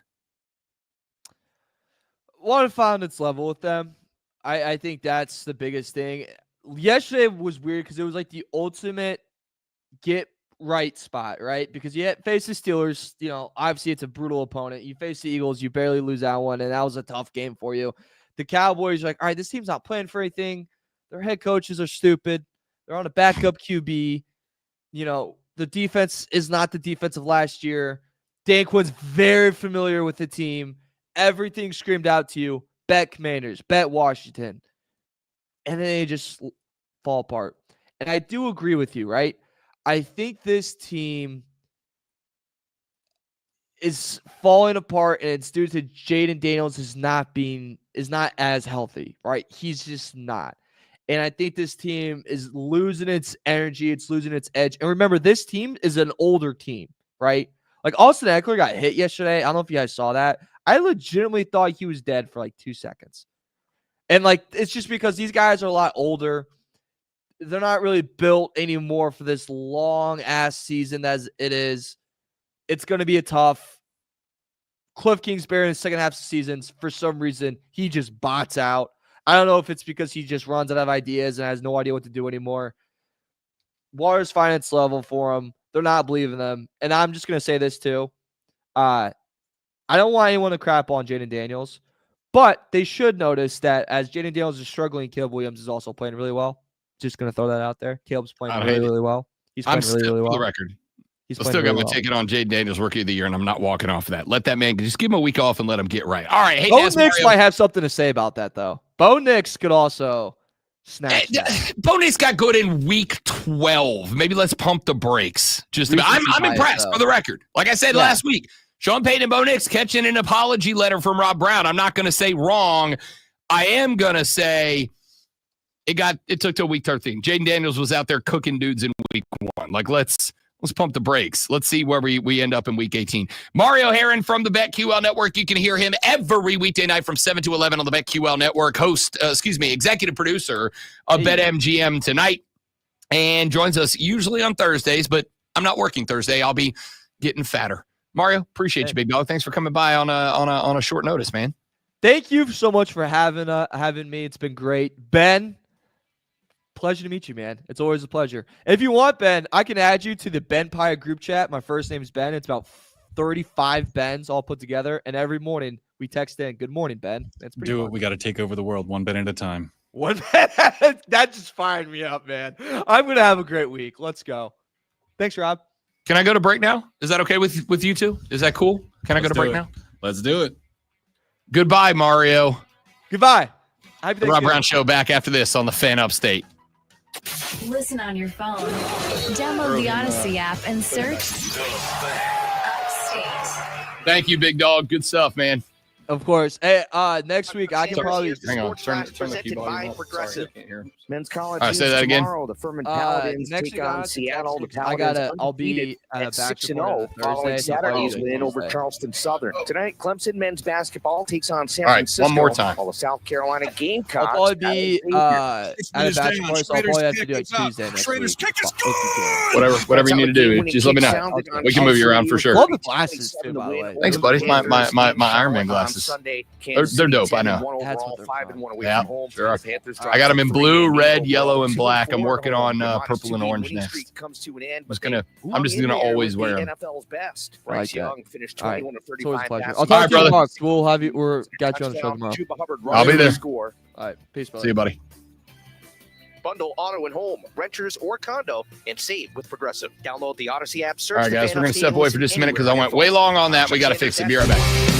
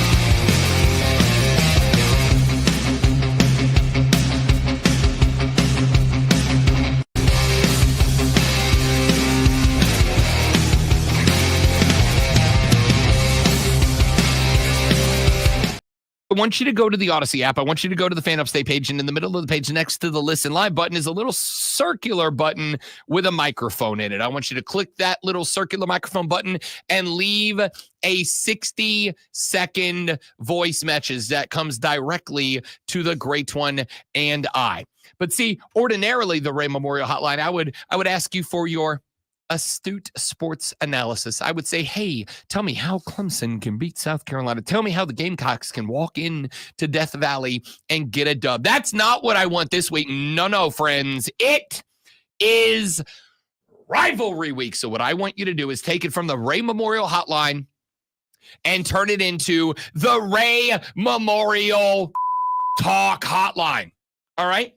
Wide open game. I want you to tell me why the bad guys suck. I want you to tell me why their quarterback's overrated, their head coach is a clown, their stadium is a tool shed, whatever it is you want to say, because I want to make it part of the show. I would like, over the next 2 days of sports broadcasting, to begin and end every single segment with one of you guys telling the other half of you guys how much those guys suck. All right? So go to the Odyssey app, AUDACY. I want you to click the Listen Live button, check in on the station, but I want you to click the little circle microphone button and leave me a 30 to 60-second voice note on the Ray Memorial Talk Hotline. It is wide open and will be all week. You leave me a voice note that is openly talking to the other team and make me laugh, and I will absolutely play it on the air over the next few days. So go to the Odyssey app, all your digital devices, go to the Fan Upstate page, click the little circle microphone, leave your best talk, and let's have some fun with it. That's it for us. That's it for the show. Thanks for being here. Hope you enjoyed it. Don't go anywhere. Because coming up next, we got Bill Ryder, Ryder Than You. Then Jim Rome takes you into the jungle, 3 to 7 p.m.